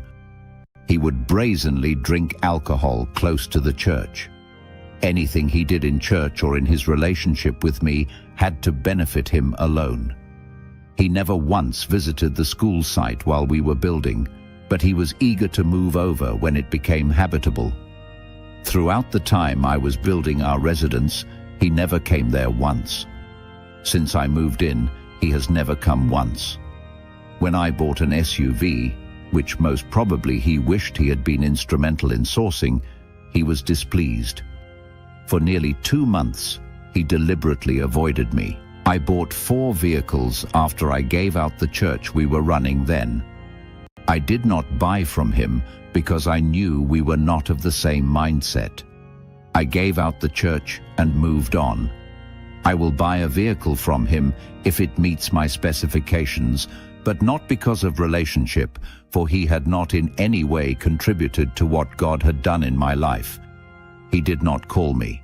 When we started the school, it was in the building of somebody from my mother's place. The house we were living in was also owned by somebody from my mother's place. When one of their grandchildren of school age was old enough to go to school, he was sent to another school. However, when she or any of them were sick, I would give them free medical consultation and sometimes even bring drips from my home to fix free of charge. At one point, I had to buy fish for her to cook after her husband died. I had a funny experience one time. An organization that one of her children belonged to invited me to speak to 8 kings. I spoke with all my energy. I never got any honorarium from her, but my rent was increased the same month. When I complained, I was calmly and plainly told that if I was not interested, I should move out, back to the place where the school started. When the landlady suffered fire burns, I was the one who physically carried her to hospital. When she was healed, any time her children were compelled to follow simple instructions, she would threaten to withdraw her children. One day, we called off the bluff and asked her to withdraw her children, and we moved on to our own building. There was my uncle, who did not know where I lived and had never visited me from 1984 till 2017. When his son needed money, he sent him to me. I could not even recognize him.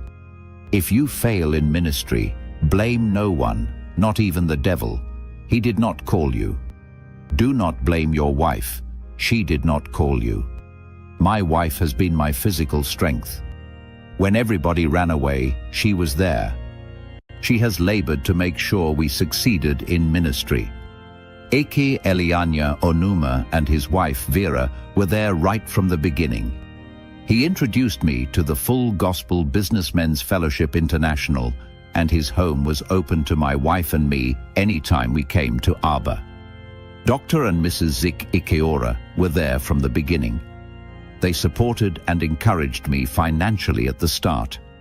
Brother Chuma Okoroafor, now Reverend, and his wife Edna were consistent in funding us and sending materials that indeed helped us during the most difficult parts of ministry from the United States of America. My children sacrificed so much, but Ufwoma stands out as a pillar in the home. He took up the challenge of typing our books. He would stay awake even though he was young. He would work and sacrifice. There was a time his trousers became too short, and he would pull them up to his buttocks just to be able to wear them. Reverend John Eze and his wife, Vero, were there right from the beginning. They were the first people to invite me when I went into full-time ministry. For more than 10 years, they were consistent in their relationship with me. Reverend Dr. Chidi Okoroafor was the first to take me to Togo, and he has been consistently brotherly and supportive despite his obvious challenges. One man I must not fail to mention is Reverend Benson German. He behaves as if he owes me a duty to protect me. Wherever he has gone on transfer, he would take me there to preach. He would introduce me to his friends. God has been faithful in bringing people across my path. Reverend Major Mairiga was an assistant director of chaplaincy services in the army. Since we met many years ago, he consistently took me around army formations in the country to preach. He invested so much in my life, though I have not seen him for many years now. Late Reverend Barrister Azuka Obi became a source of blessing to me around 1997. Even though it was Reverend Dr. Chidi Okoroafor who introduced me into the Assemblies of God Church, Reverend Azuka Obi introduced me to the National Council of the Church and took me to many zones of the church to preach. He was a father who took great effort to promote young men like me. He would even reduce his preaching time so that I could preach longer. He was a man of very high spiritual consecration, but was ready to tolerate our mistakes, pray for us, and even advertise us without highlighting our errors. As a man of God, your wife will misbehave occasionally, you will misbehave occasionally, and your children will misbehave occasionally. There are times when it seems everything is against you, but you must learn to hang on. Please note the following: they did not call you. They owe you no apology. It is you who chose to be a minister, so please try to win, cajole, beg, push, pray, and if possible, even force them to help you. However, you cannot blame them for your failure. You are not accountable to man, but to God. Seek your approval from God, not from people.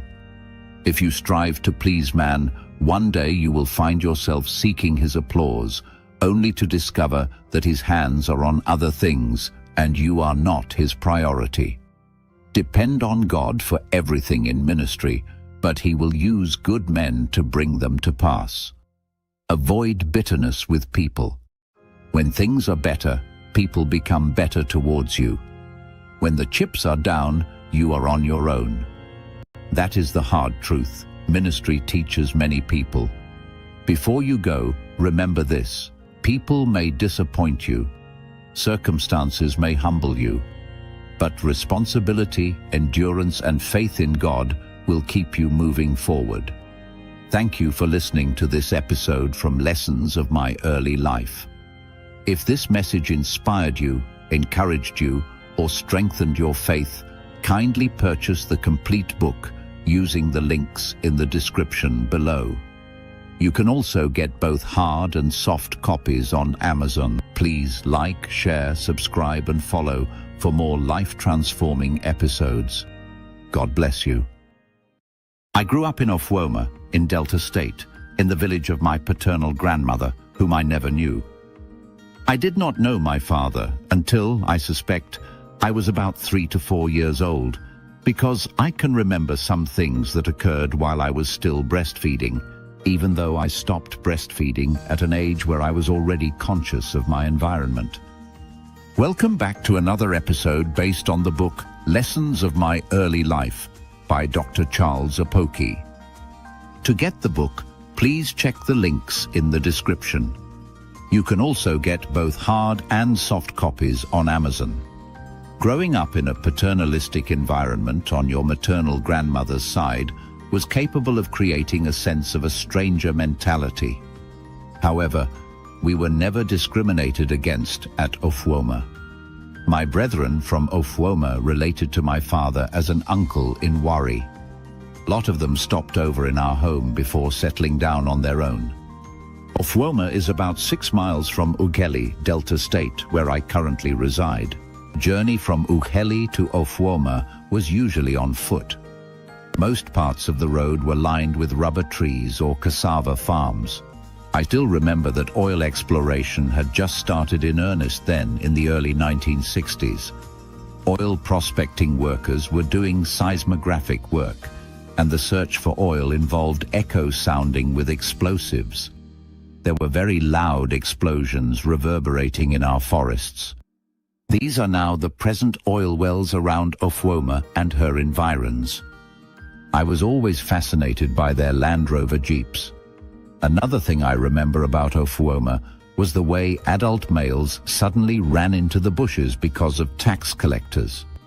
Once tax collectors were spotted, men either hid under their beds with their wives standing at the doorsteps as if no one was at home, or there were sporadic Usain Bolt sprints into the nearby rubber plantations. The word tax in Urhobo, Osa Uyonwi, means a debt for your head.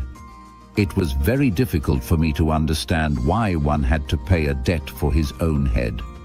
One thing my mother's negative comments about my father created in me was the desire to create a better history for myself, distinct from that of the rest of my brothers. Retrospectively, life taught me early to choose your destiny distinct from that of your background. You choose the direction you desire in life. As I have always said, life has taught me to react to prove people wrong by results. Results are products of desires, decisions, choices, and actions. Never get discouraged over an unbeliever because of his reactions, comments, attitude, and antics. Welcome back to another episode based on the book Lessons of My Early Life by Dr. Charles Apoki. To get the book, please check the links in the description. You can also get both hard and soft copies on Amazon.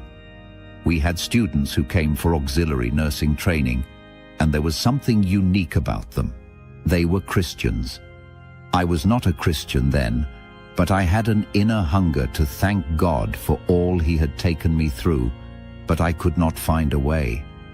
A young lady, Mary Mba then, whom I later discovered was from Newi, was always preaching to me, considering the way I lived, even though I had a pregnant woman at home.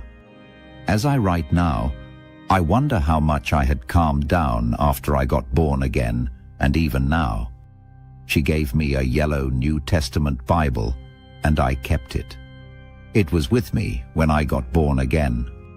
Those auxiliary trainees invited me for a seminar at the Living Word Training Center, 158 Aba Owerri Road, run by Brother Emma Okoria and Sister Chinyere Okoria. The environment when I got there was very conducive, but I did not really understand what they were saying. However, they were different from those unattractive and bland Christians I knew in the university. The music was different from hymns and the old songs my Scripture Union classmates sang. They invited me a second time. I wanted to avoid them, but they were good girls, so we went so as not to offend them. My wife, though, was Catholic and used to go to church, unlike me. Due to their pressure, we went a second time, and Bishop David Oyedepo was the guest preacher. I cannot remember what he spoke about, but I remember he wore the same type of shoes as me, and he was talking of millions he was going to spend in Kaduna. The mind of an unbeliever who is ignorant is like a refuse dump. I left that meeting offended, but today I am talking of millions and spending millions too. Never get discouraged over an unbeliever because of his reactions, comments, attitude, and antics. These girls invited us a third time. Apparently they were concerned about our souls, even though I had cooled down considerably. The responsibility of being a father, a husband, and a medical officer in a big local government council like ABBA, and my resolve to raise a model family must have been contributory factors in cooling me down. I must also add that my separation from my classmates and childhood friends also contributed. Another factor was that, as at then, ABBA was a very conservative society relative to Warri. However, My wife and I usually drank a bottle of beer every day, and those girls were aware. So, their pressure prompted us to attend another seminar. Reverend John Okposio happened to be the guest preacher that day. I cannot remember what he spoke about, but I can remember only one statement. I suppose I heard that God is not looking for those who would be able to please him on their own, but rather he was looking for those whom he would change to please him through Jesus Christ. I cannot remember precisely, but he made a call for those who wanted to take a decision for Christ to raise their hands. Thank God my wife and I did, and we were prayed for. We did not consult each other. Something happened to me as we came down from the hall. I had peace of mind, and I had joy and confidence to live. Also, there was a resolution to live a godly life. But as we walked further, another realization came. Have I joined church people? What would my friends say to that? They did say a lot because it was not fashionable to be born again then. People were chased out of their families because they got born again. Some were disowned and deprived of educational sponsorship by their parents. Some others were denied wedding rights in their churches and even excommunicated. Times have changed so much, and things have too. Today, being born again has lost its meaning because every kind of person now speaks in tongues. This episode shows how persistence, genuine concern, and consistent influence can lead someone to Christ. It also reveals the inner struggles and societal pressures that come with making a life-changing decision. If you enjoyed this episode, don't forget to like, subscribe, and share. Remember to check the links in the description to get your copy of Lessons of My Early Life. You can also get both hard and soft copies on Amazon. God bless you. Welcome back to episode 3 of Becoming a Financial Giant by Dr. Charles Apoki. In our previous episodes, we've covered cultivating strong desires and understanding entrepreneurship styles. Today, we're diving into one of the most crucial characteristics that separates financial giants from everyone else: commitment. If you're ready to discover what true commitment looks like and how it can transform your financial destiny, make sure to get the complete book using the links in the description. People who become financial giants passionately pursue anything they set their minds to do. They are committed to their businesses. I hear a lot of erroneous preaching about grace that makes a lot of Christians live very casual lives. They treat everything with levity. You cannot succeed in life without commitment. Financial giants set up their minds very early to achieve certain benchmarks, and they commit all their energies, resources, and time to achieve it. Jesus was committed to going to the cross right from the age of 12. He started to grow in stature and wisdom and obtained favor from God and man from the day he said, "Don't you know I should be about my Father's business?" He had the option to give up in the Garden of Gethsemane, but he said, "Nevertheless, let your will be done."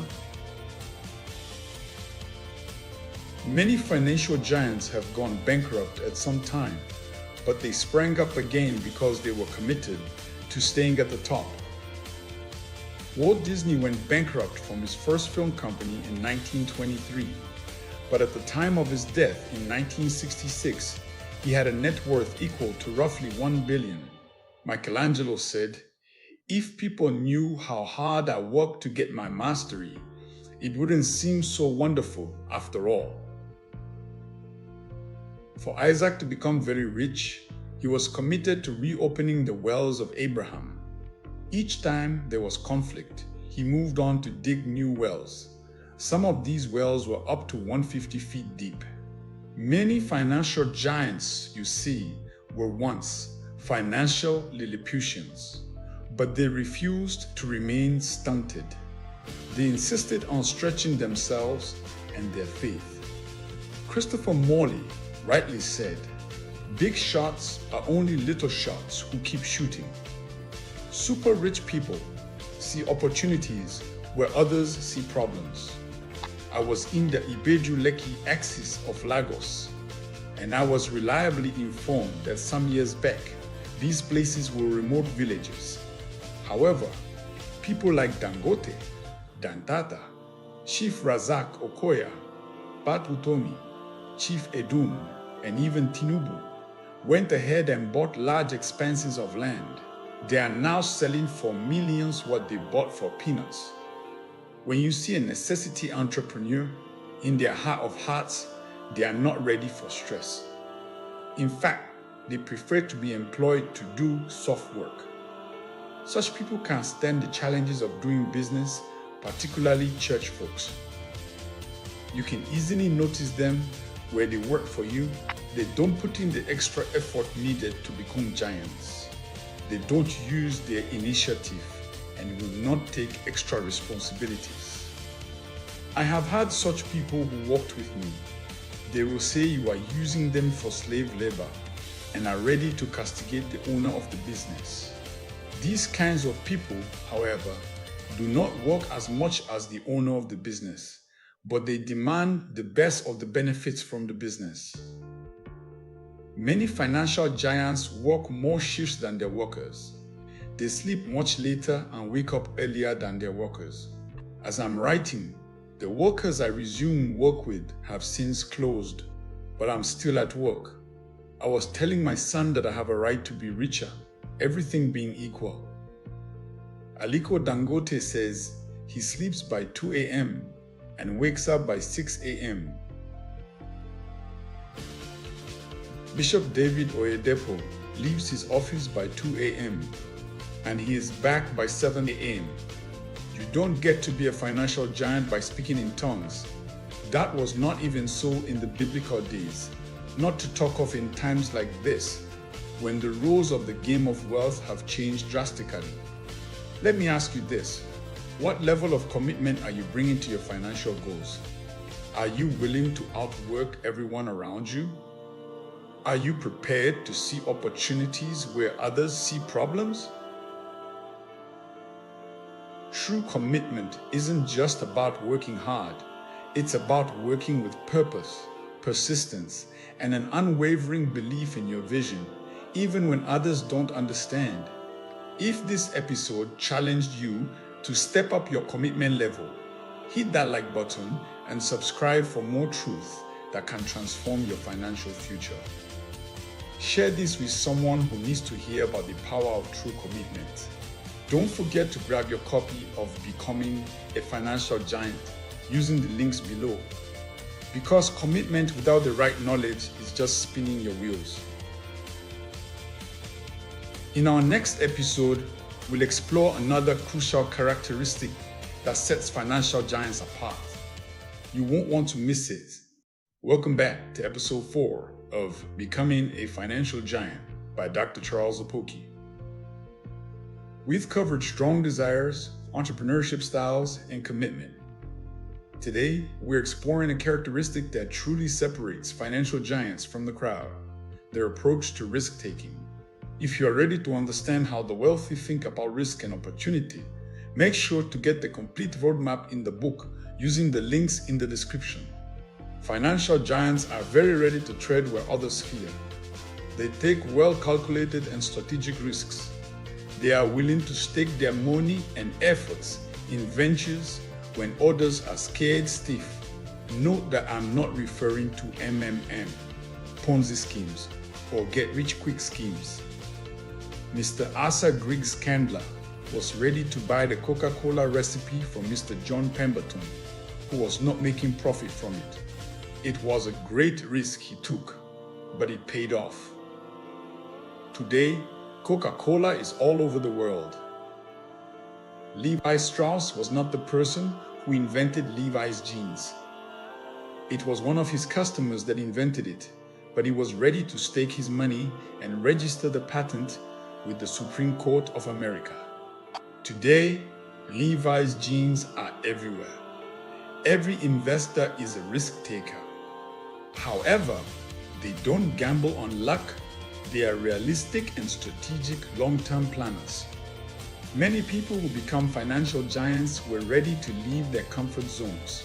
Some were willing to leave their well-paying jobs and set out after well-thought-out plans to achieve their dreams. Others were willing to set out alone. They dared to walk alone. Many of the very rich and successful people in the United States of America were willing to leave their nations of birth and set out, like George Soros from Hungary, Donald Trump's parents from Germany, and DuPont from France. Carlos Slim Helou of Mexico had parents who were originally from Lebanon. He became one of the richest men in the world. Financial giants are willing to take risks and invest beyond their tribal and national boundaries. The Chinese are all over the world investing and making money. The Jews are a nationality that are all over the industrialized world investing. The Igbos from southeastern Nigeria are in most major cities of the world. The Lebanese are another set of people that are ready to invest outside their nation. The Falcon Group is in Sierra Leone, but I was surprised to see them in South Sudan. The young manager of that branch in Juba was born in Sierra Leone. Every financial giant you admire today took risks that others called crazy. But notice the difference. They took calculated risks, not blind gambles. They studied, they planned, they prepared, and then they acted when others hesitated. The question isn't whether you should take risks, it's whether you're taking the right kinds of risks with proper preparation and strategic thinking. Are you ready to step out of your comfort zone? Are you willing to invest beyond familiar territories? Your answers to these questions will determine your financial future. If this episode opened your eyes to the power of strategic risk-taking, hit that like button and subscribe for more insights that can change your financial trajectory. Share this with someone who's playing it too safe with their money. Remember to grab Becoming a Financial Giant through the links below for the complete blueprint on building lasting wealth. In our next episode, we'll dive into another crucial characteristic that sets financial giants apart from everyone else. You don't want to miss it. Welcome back to episode 2 of Becoming a Financial Giant by Dr. Charles Apoki. If you missed the first episode on cultivating strong desires, make sure to watch it after this one. And don't forget to grab your copy of the complete book using the links in the description. Today, we're diving into the different entrepreneurship styles and why understanding these can make or break your journey to financial greatness. There are 3 distinct types of entrepreneurs, and knowing which category you fall into will determine your level of success. The necessity entrepreneur. This is where most of our youths fall into. They go into business just because they have nothing to do. They also go into entrepreneurship just for survival, just like a subsistence farmer. Such businesses do not last long. They constitute the 95% of small and medium-scale enterprises that fail within the first 5 years of establishment. The next type of entrepreneur is an opportunity entrepreneur. This is an individual who sees a need or a niche and sets out to provide it or fill it. Ughelli, for example, is midway between several cities like Port Harcourt, Benin, Lagos, Abuja, Asaba, etc. Therefore, some opportunity entrepreneurs have set up restaurants and eateries along the expressway over the years. An opportunity entrepreneur is like a commercial farmer. The visionary entrepreneur, however, will, for instance, turn his restaurant in Ughelli into an eatery with a brand, and subsequently turn it into a restaurant chain and a franchise. Juvenik restaurant chain in Nigeria started as a small business in the GRA in Port Harcourt. It has spread to other cities like Aba, Lagos, and Abuja. Crunch's Fried Chicken, started by Mr. Anazodo, a pharmacist, has spread to several cities within Nigeria. The danger in just being an opportunity entrepreneur is that if a threat or challenge confronts that business at a particular time, the business can be squeezed out of existence. The Juvenik restaurant mentioned earlier had a challenge at Aber during the kidnapping crisis. However, the ones located elsewhere were thriving. Today, the center at Aber is picking up because the others located in other cities were able to sustain the vision. The visionary entrepreneur can set out small but has a bigger vision. Moody Africa, a clothing line, started small, but it has grown beyond Nigeria. As far as your eyes can see is not a distance. It is a future picture that you are willing to pursue and attain. Which type of entrepreneur are you right now?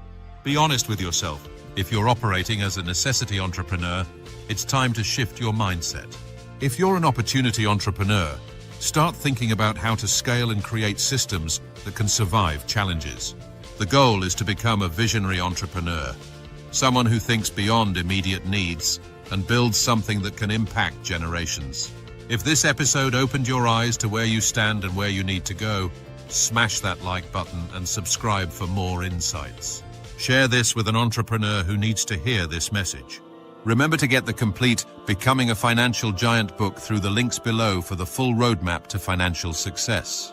In our next episode, we'll explore the habits and mindset shifts that separate financial giants from everyone else.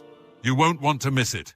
Financial giants are those who stand head and shoulders above their contemporaries in finances. There are about 2,000 billionaires globally. I am not one of them yet. However, I have read and studied some basic characteristics about billionaires and the very rich people of the world. Welcome back to another episode of Dr. Charles Apoki's blog Reinvented. How do people become financial giants or financially great? I'm not talking about stolen wealth, but legitimate wealth. 1. Strong desires. A lot of financial giants cultivated strong desires to be rich and were committed to becoming rich early in life. To cultivate is to grow and care for something. It is a deliberate action, not an afterthought. It involves the 6 P's of wealth: planning, principles, procedures, philosophies, practices, processes. Outside third world politics, where corruption is rife, you can hardly get very rich through politics in developed democratic cultures. Any society where political office holders are richer than businessmen and women is a den of corruption and elite capture. 2. Value and starting small. Most financial giants started small. Being poor involves passing over opportunities regularly. Most of these financial giants started small, like Bill Gates, who started from a garage. However, they have value for information, opportunities, little sums, ignored opportunities, relationships, duties, favors, trust, and time. 3. Commitment. They passionately pursue anything they set their minds to do. They are committed to their businesses. I hear a lot of erroneous preaching about grace that makes a lot of Christians live very casual lives. They treat everything with levity. You cannot succeed in life without commitment. Christopher Morley rightly said, "Big shots are only little shots who keep shooting." When you see a necessity entrepreneur, in their heart of hearts, they are not ready for stress. In fact, they prefer to be employed to do soft work. Such people can't stand the challenges of doing business, particularly church folks. 4. Risk-taking. Financial giants are willing to take risks and invest beyond their tribal and national boundaries. The Chinese are all over the world investing and making money. The Jews are a nationality that are all over the industrialized world investing. The Igbos from southeastern Nigeria are in most major cities of the world. 5. Respect for money. Frugality is a common virtue that financial giants cultivate very early in their lives. They live into old age with it and hand it over to their children. While the poor and over-simulators make mockery of them during their early stages, they eventually overgrow their mockers with time and eventually silence them with evidence. 6. Hard and smart work.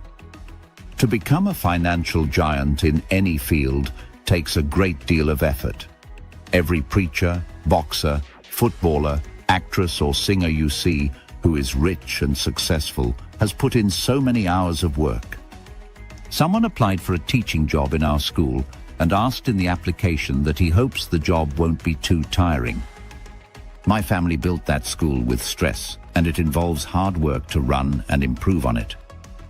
There is nothing that brings real and genuine wealth that is not stressful. Family games. When you hear, "It is favor, not labor, that brings success or wealth," be very careful. 7. Financial giants, Maslow's pyramid and C.K. Prahalad's pyramid.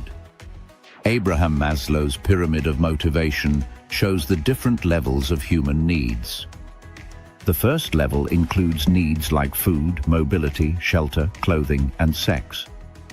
Anyone that can tap in the base of the Maslow's pyramid and is diligent and frugal will definitely become a financial giant. 8. Love and a sense of belonging. Anybody that can provide a medium for communication, interaction, and socialization to feel loved and express love will become a financial giant. That's the secret of the music and movie industry. We want to feel love, feel the pains and joys of others. We want to see ourselves in the movies and songs. That's why You Are My African Queen by Tuface Idibia sold very well. I heard it in the middle of nowhere by 2 a.m. in faraway Madagascar during a 17-hour journey. When you treat men like royalty, you get their loyalty. When you treat men like trash, you don't get their cash. Entertainment in any form is all about building love, a sense of belonging, and a sense of self-esteem and comradeship. From football to music, fans love the clubs and music icons because they generate a deep feeling of being loved, relevant, or worthy to be pleased and entertained. Liverpool Football Club says, "You will never walk alone." 9. They serve large populations.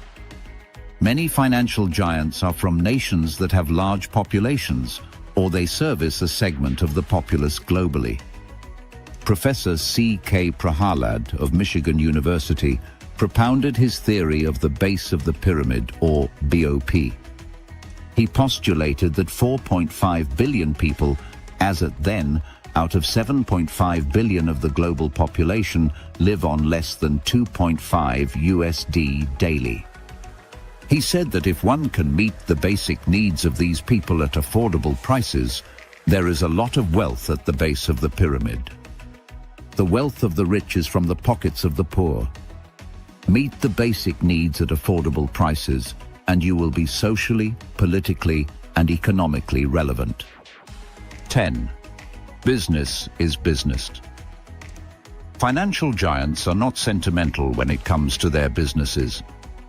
Many people who become financial giants know that money is the blood of business.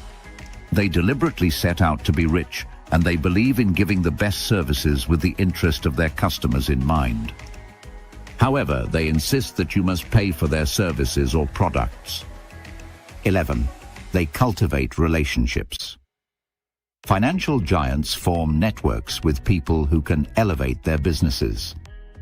They form networks with other financial giants. Many financial giants are not religious fanatics. They know that money is an idiot and has no religion. They trade and render services across religious boundaries. They display their faith by their integrity and credibility. They avoid religious disputes and argumentations. They know that money runs away from areas of dispute. Finally, financial giants strive for financial independence and freedom. To get a copy of Becoming a Financial Giant, please check the links in the description. In this video series, we'll be looking at The Oil of Marriage, a bestseller by Dr. Charles Apoki. The husband should fulfill his marital duty to his wife, and likewise the wife to her husband.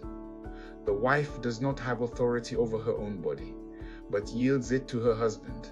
In the same way, the husband does not have authority over his own body, but yields it to his wife. Do not deprive each other except perhaps by mutual consent, and for a time, so that you may devote yourselves to prayer. Then come together again, so that Satan will not tempt you because of your lack of self-control. 1 Corinthians chapter 7, verse 3-5. New International Version. Sex is a gift from God for only the married. It was designed for mutual enjoyment and for reproduction. Sex is a responsibility in marriage commanded by God. In fact, the scripture calls it a marital duty, just like providing the basic needs in a family.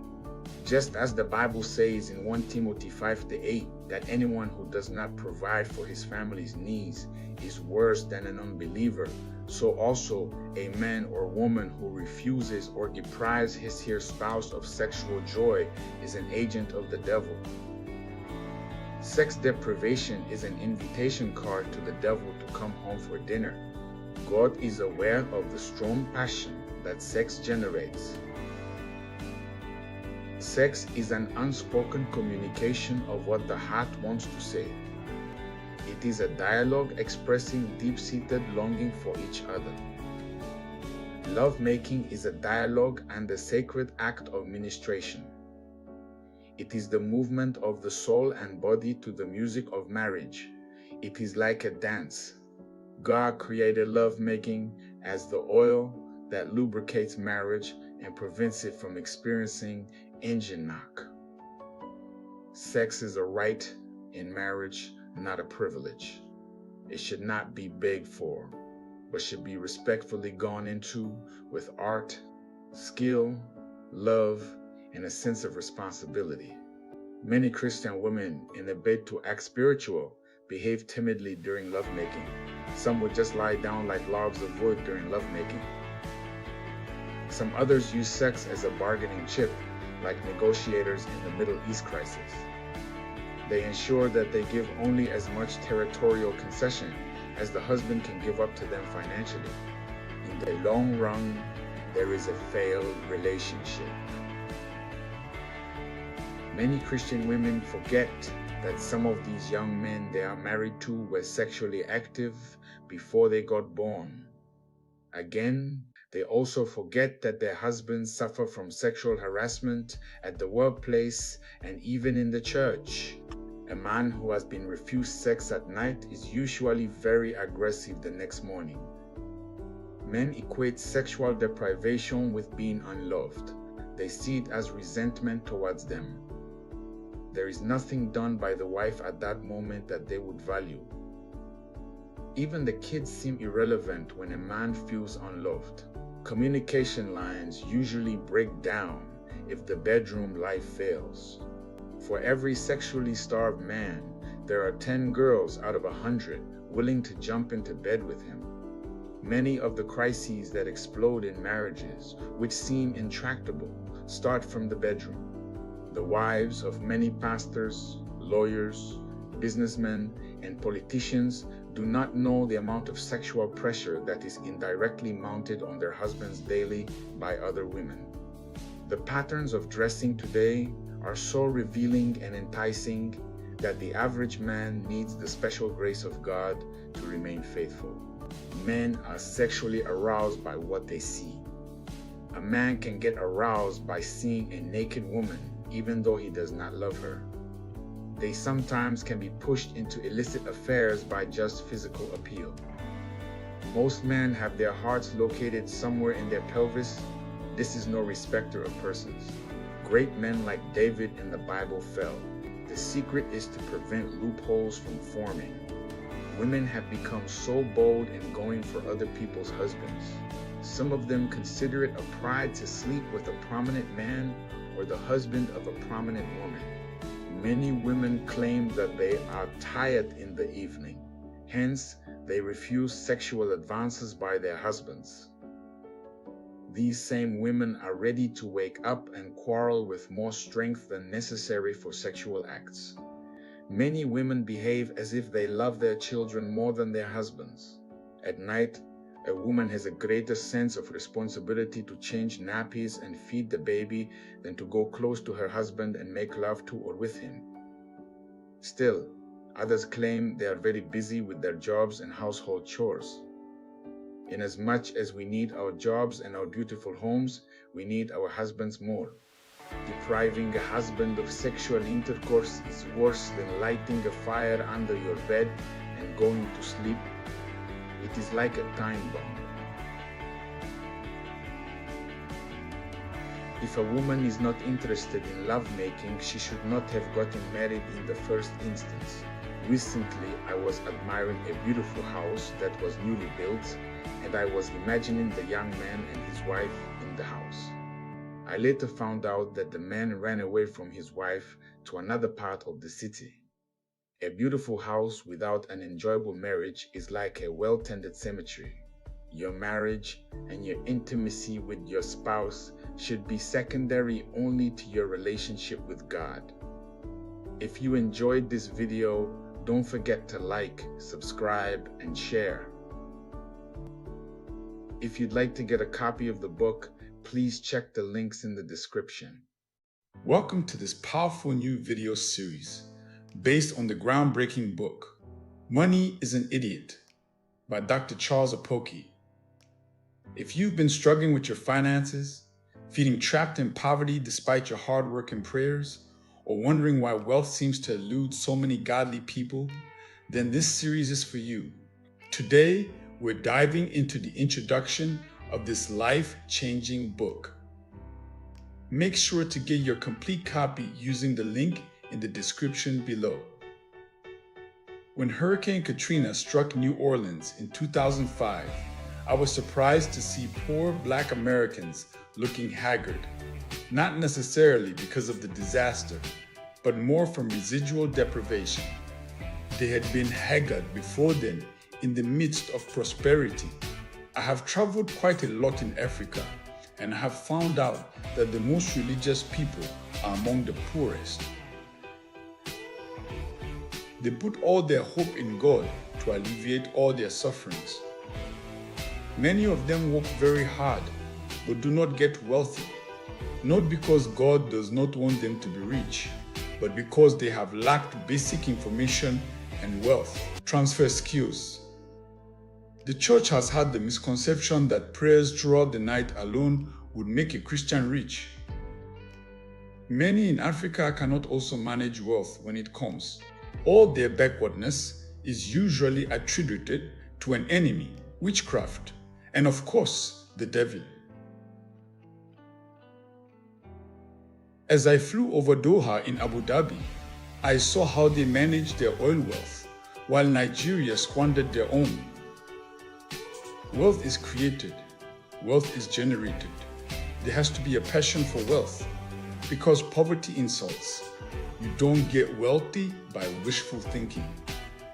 I also noticed that Indians, Somalis, Syrians, Pakistanis, and other Asians resident in Africa are equally religious, but they have trans-generational capacity for wealth acquisition and transfer.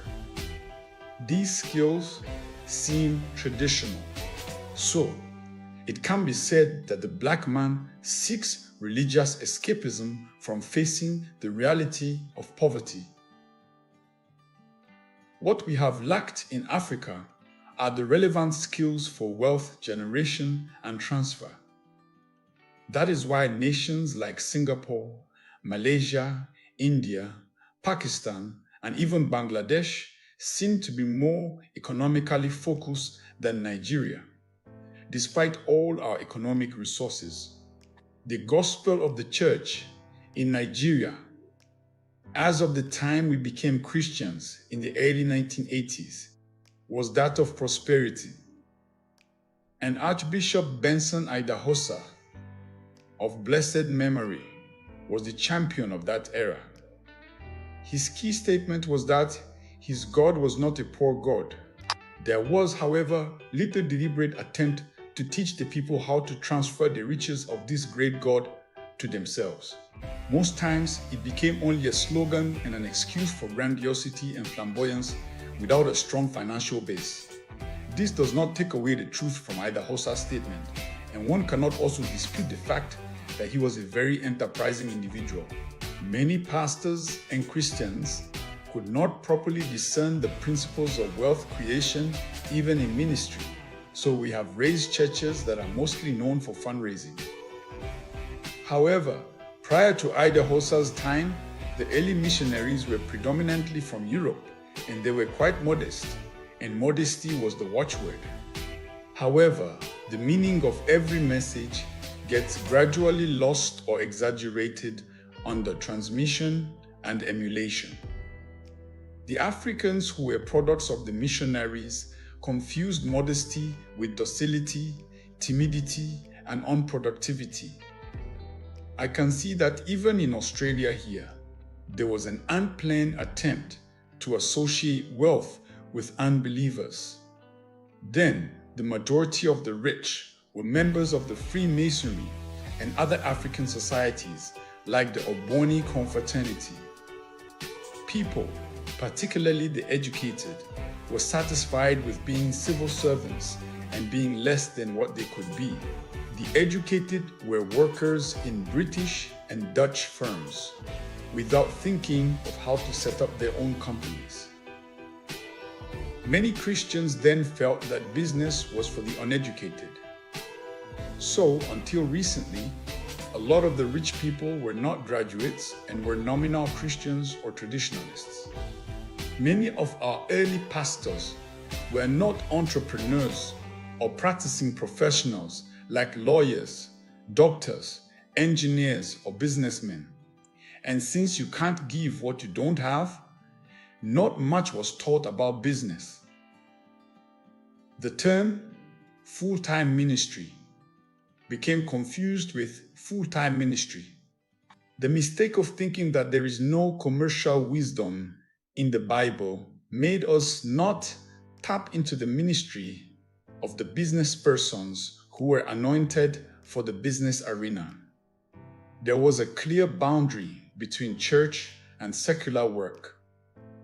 But later, it was found that there is no clear distinction between the principles of how a ministry is grown and how a business is grown. Lately, the church in Africa is waking up to the reality that we are poor, not because of the devil alone, but because of lack of vision and wisdom. God has graciously used me to affect many denominations and congregations around Nigeria and in several nations. I have tangible results from my lectures and mentoring programs for Christians. I also have found that these principles work very well in diverse communities.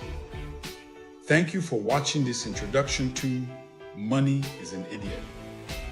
As you can see, this book challenges many misconceptions we've held about wealth, poverty, and God's will for our financial lives. Dr. Apoki's observations from around the world reveal that the problem isn't spiritual warfare alone. It's often a lack of practical wisdom and wealth-building skills. In the coming episodes, we'll dive deep into the specific principles and strategies that can transform your financial situation. If this message resonates with you, please like this video and subscribe to our channel. Share this with others who need to break free from the cycle of poverty. Most importantly, get your complete copy of Money is an Idiot by Dr. Charles Apoki using the link in the description. This book could be the key to unlocking your financial breakthrough. Until next time, remember, wealth is created, not just prayed for.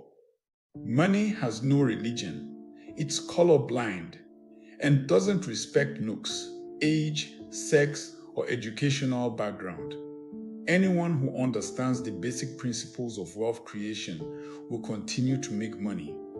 Money has no right to say no to wealth, creating magnetic force. This might sound controversial, but it's liberating truth. Money doesn't discriminate. It flows to those who understand its principles, regardless of their background. Consider the story of Elisha and the widow in 2 Kings. When she was in debt, Elisha asked, "What can I do for you? What have you of sale value in the house?" When she mentioned oil, he told her to shut her door, borrow vessels from neighbors, then sell the oil, pay debts, and live on the rest. These statements are pregnant with divine economic wisdom. They reveal that God expects us to use practical wisdom alongside faith. The oil was already there, she just needed to know how to multiply and market it. Money is in people's pockets, wallets, and bags, waiting to be spent. Once you understand the secrets of value creation and exchange, money can't resist you. It's not about manipulation. It's about understanding how value flows in the economy. The church needs to teach these principles of entrepreneurial wisdom. Faith without practical financial knowledge leaves people unnecessarily poor. God wants His people to prosper, but we must understand how prosperity works.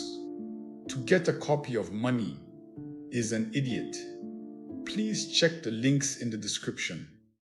Money is an Idiot by Dr. Charles Apoki is the outcome of a series of financial empowerment seminars run for the Assemblies of God churches in Nigeria. The printed version was selling 1,000 copies monthly at one point. Money has no religion, it is colorblind, and does not respect looks, age, sex, or educational background.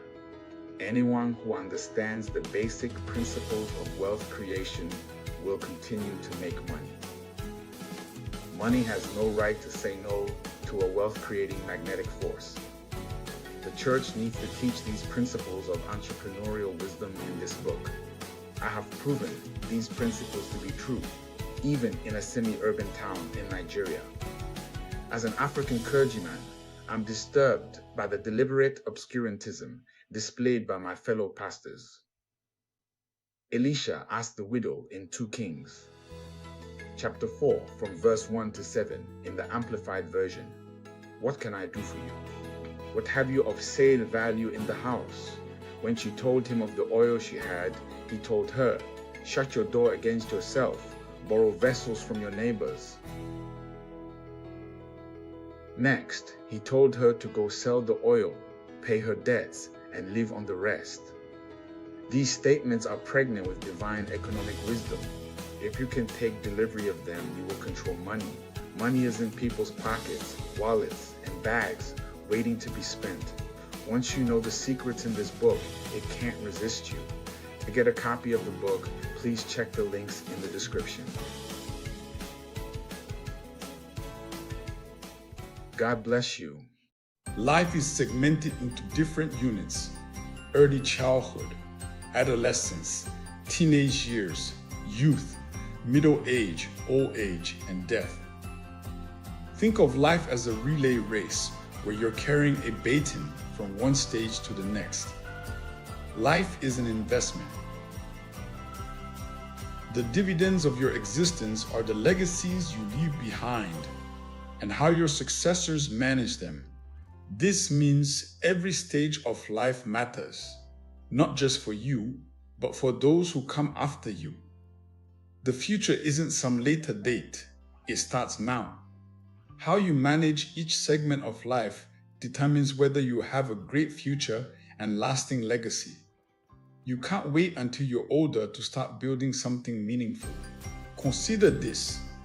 What baton were you handed by previous generations? What condition is it in? Are you improving it or letting it deteriorate? More importantly, what kind of baton will you pass to the next generation? Some people drop the baton through poor choices, lack of planning, or simply not understanding their responsibility to the future. Others not only carry it well, but improve it dramatically before passing it on. The key is understanding that your life isn't just about you. You're part of a continuum. You receive something from those before you, and you have a responsibility to leave something better for those who come after you. Effective life management means utilizing every opportunity in every stage to build a legacy worth passing on. To get a copy of Don't Drop the Baton, please check the links in the description. Your vision is the picture of your future conceived in your mind that you are ready to passionately pursue to a logical conclusion. Everyone can fantasize about tomorrow, but few are ready to confront the challenges that stand between a dream and its reality. Let me share a powerful story. A father told his 10-year-old son that he wanted him to become a medical doctor. Between that pronouncement and its realization 15 years later stood massive obstacles. The biggest was poverty. The father was a refuse collector living in a mud house with no electricity, running water, or proper facilities. When the father retired, he became a gateman in a hotel where his son's former schoolmates stayed. Imagine the humiliation. The son couldn't afford a suit for matriculation. He had to borrow one. He borrowed his graduation gown. He had so few books he constantly had to borrow them to study. But here's the miracle. Despite all these challenges, he graduated as a medical doctor and worked in the same hospital where his father used to collect refuse. From refuse collector's son to doctor in the same building, that's the power of holding on to your vision. This transformation didn't happen by accident. It happened because he understood the ingredients needed to bake a great vision and the mental and spiritual adhesives required to hold on to it firmly. Your current circumstances don't determine your future. Your vision does. But you must learn how to hold on to it when everything seems impossible. To get a copy of Hold On to Your Vision by Dr. Charles Apoki, please check the links in the description. Welcome to this new and exciting video series on the Unstoppable People, Achieving Your Dreams in Spite of Obstacles by Dr. Charles Apoki. To get the book, please check the links in the description. In this first episode, we'll be discussing We All Have Issues from chapter 1. In Luke chapter 8, verse 1 to 4, the Bible says, "After this, Jesus traveled about from one town and village to another, proclaiming the good news of the kingdom of God. The 12 were with him, and also some women who had been cured of evil spirits and diseases: Mary, called Magdalene, from whom 7 demons had come out; Joanna, the wife of Chuza, the manager of Herod's household; Susanna, and many others. These women were helping to support them out of their own means. While a large crowd was gathering and people were coming to Jesus from town after town, he told this parable. As Jesus traveled from town to town and even through villages, he came across people with various issues in life. Some had evil spirits like Mary Magdalene, from whom demons were expelled. Yet there were others with diseases that were healed by Jesus. These, along with many others, followed Jesus. There is a misconception amongst some Christians that many of us preachers only have solutions to their problems without realizing that each pastor or minister has his or her own issues. Even as I am writing this book, there are several issues that are bothering me. They range from financial, marital, ministerial, and psychological issues, but people keep coming to me for counsel. I have received several phone calls today about preaching engagements that I have booked, and the ones people want to push on me. You must learn that a time comes when you confront your issues yourself. That was the secret with the woman with the issue of blood. There are people who behave as if they were born to hang their lives on others. I recently got a text message from my classmate of about 40 years ago asking me to send him money to pay his house rent. I went to the same primary and secondary schools with him, but since childhood, he has always been an individual who gives excuses. The irony is that such people are always very religious. Another person called me from a country I visited some years back, asking me to send him some money. This is somebody I gave money years back to build his church. If I lived in the town he lives in, I would be a very rich man because I saw a lot of opportunities when I went there. Another pastor phoned me today, tactfully asking me to send him money to dedicate his church. This is a church I contributed money to buy roofing sheets for. We live in the same town. In fact, I moved into town to meet him. He dresses better than me. We preach in the same churches, and he gets the same honoraria as I do. He has members and I don't. So where does he think I get my money from? There is a man who said he became a newspaper vendor because I taught on entrepreneurship in their church. Every day he sees me, he would complain about one problem or another. But there are newspaper vendors who are taking care of their needs in the same town. People must learn to realize that those they look up to have problems of their own, but they face and handle them and move on. The woman had an issue of blood for 12 years, but the ruler of the synagogue, Jairus, had a 12-year-old daughter at the point of death. It is not impossible that the mother of the 12-year-old child was an age mate of the woman bleeding for 12 years. One had a 12-year-old child with a husband and authority. Another had no money, husband or child. Please let it sink properly that we all have issues. Even those you think are doing better than you have issues. I noticed that those you think have made it pray more vigorously than the poor. Your issues might even be less than those of the people you admire. The resolve to overcome is what attracts power from Jesus Christ to you. On the 20th of December 2014, as at the time of writing this, I was in need of $250,000 to pay a deposit for a piece of land that cropped up near where I am buying land for my tertiary institution. The next day is Sunday, and it's our church Thanksgiving service, and I'm the chairman of the day. I was able to generate $150,000 to pay as a deposit for the land. The Thanksgiving service will be handled when I wake up in the morning. I have passed through this road several times, and each time I have made up my mind not to give up. Jesus Christ shows up to provide a solution to my challenges. Do you know, despite my issues, that there are several people who wish they were me, as I drove around town in my SUV with the fuel gauge very low, but only I knew my issues. An African proverb says that, because all lizards crawl on the abdomen, it is difficult to know who has abdominal pain. We all have issues, even those we admire.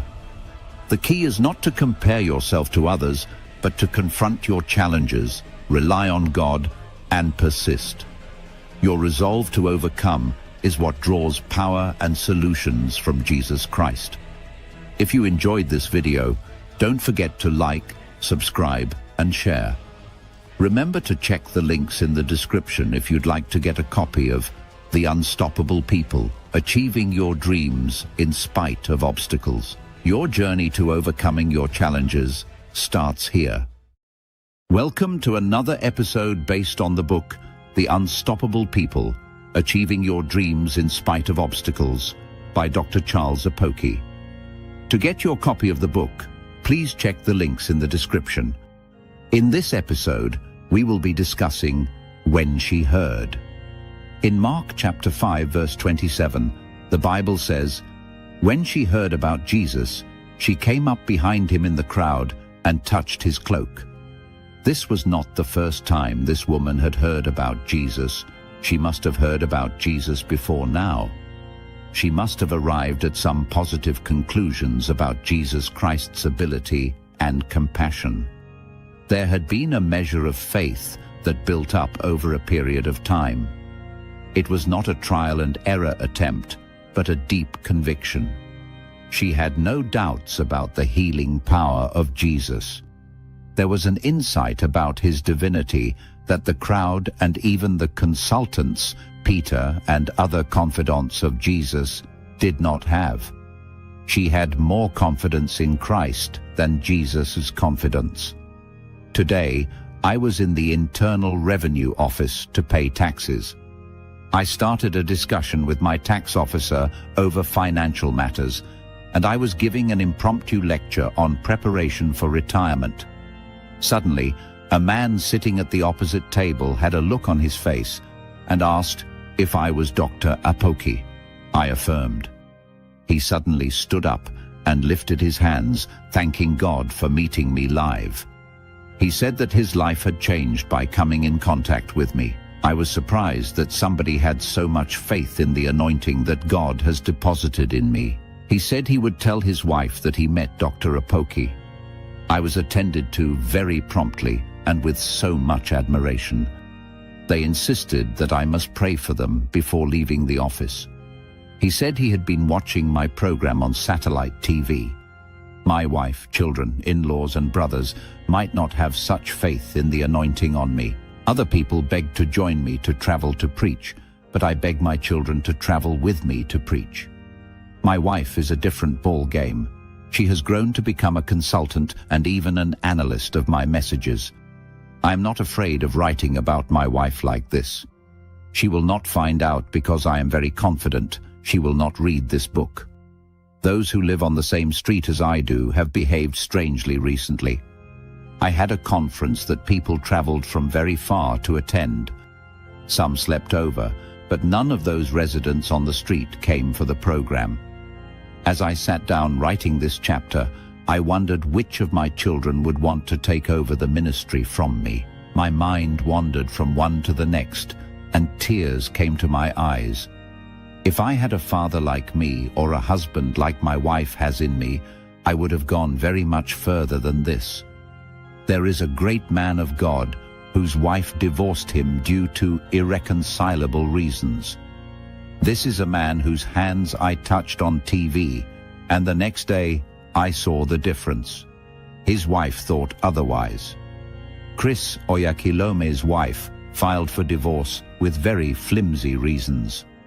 There are 1 million women who would be very willing to tolerate all the rubbish she complained about and be very proud to be married to Chris Oyakhilome.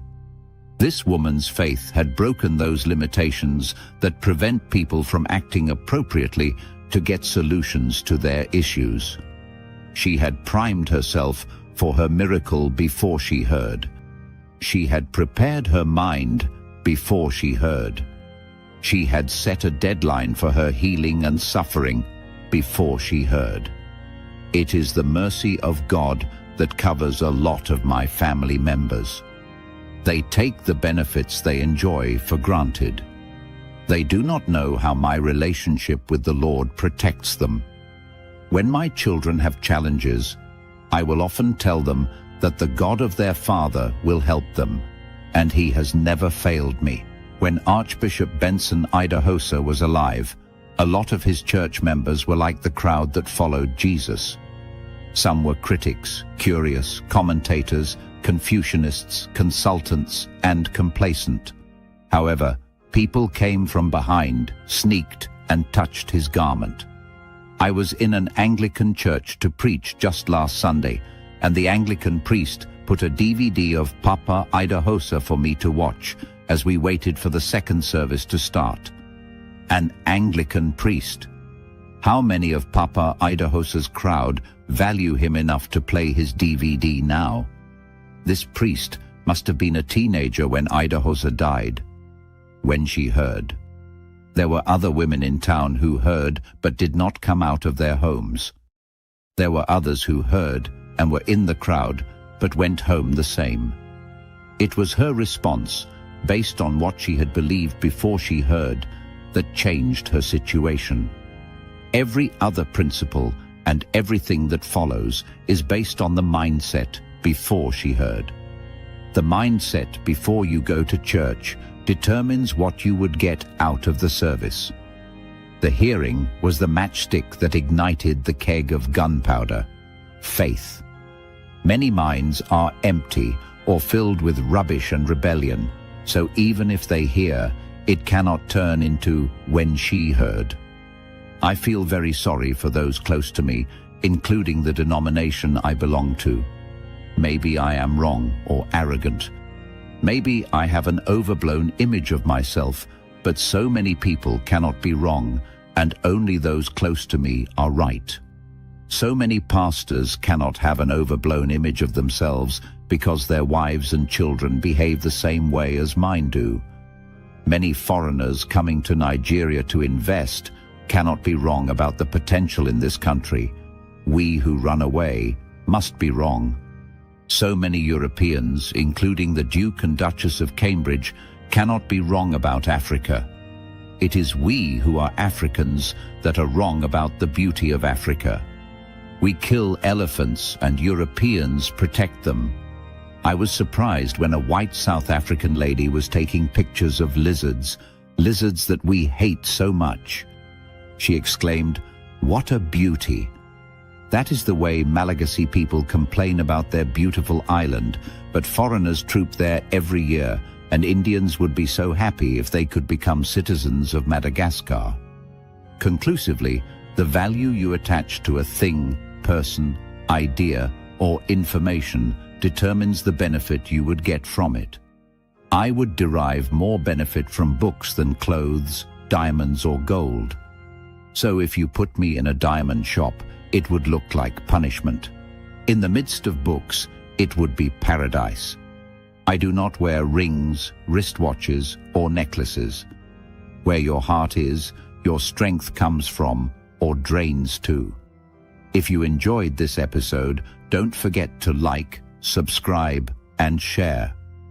To get your copy of The Unstoppable People, Achieving Your Dreams in Spite of Obstacles, by Dr. Charles Apoki, please check the links in the description. Remember, when you truly hear with faith, your situation can never remain the same. Welcome to another episode based on the book, The Unstoppable People, Achieving Your Dreams in Spite of Obstacles, by Dr. Charles Apoki. To get your copy of the book, please check the links in the description. In this episode, we will be discussing the connected Jairus. In Mark chapter 5, verses 21 to 34, the Bible says, "When Jesus had again crossed over by boat to the other side of the lake, a large crowd gathered around him while he was by the lake. Then one of the synagogue leaders named Jairus came, and when he saw Jesus, he fell at his feet. He pleaded earnestly with him, 'My little daughter is dying. Please come and put your hands on her so that she will be healed and live.' So Jesus went with him. A large crowd followed and pressed around him. And a woman was there who had been subject to bleeding for 12 years. She had suffered a great deal under the care of many doctors and had spent all she had, yet instead of getting better, she grew worse. When she heard about Jesus, she came up behind him in the crowd and touched his cloak, because she thought, 'If I just touch his clothes, I will be healed.' Immediately her bleeding stopped, and she felt in her body that she was freed from her suffering. At once, Jesus realized that power had gone out from him. He turned around in the crowd and asked, 'Who touched my clothes?' 'You see the people crowding against you,' his disciples answered, 'and yet you can ask, "Who touched me?"' But Jesus kept looking around to see who had done it. Then the woman, knowing what had happened to her, came and fell at his feet, and trembling with fear, told him the whole truth.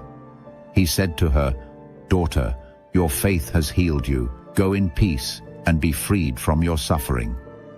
Jairus was a man of authority as the ruler of the synagogue. He was like the sexton of an Anglican church. He was in charge of the administration of the synagogue building and the arrangements for worship. He was humble. He fell down and begged Jesus to come and lay his hands on his only daughter, who was 12 years old. Jesus would not turn away a humble man, especially when a child was involved.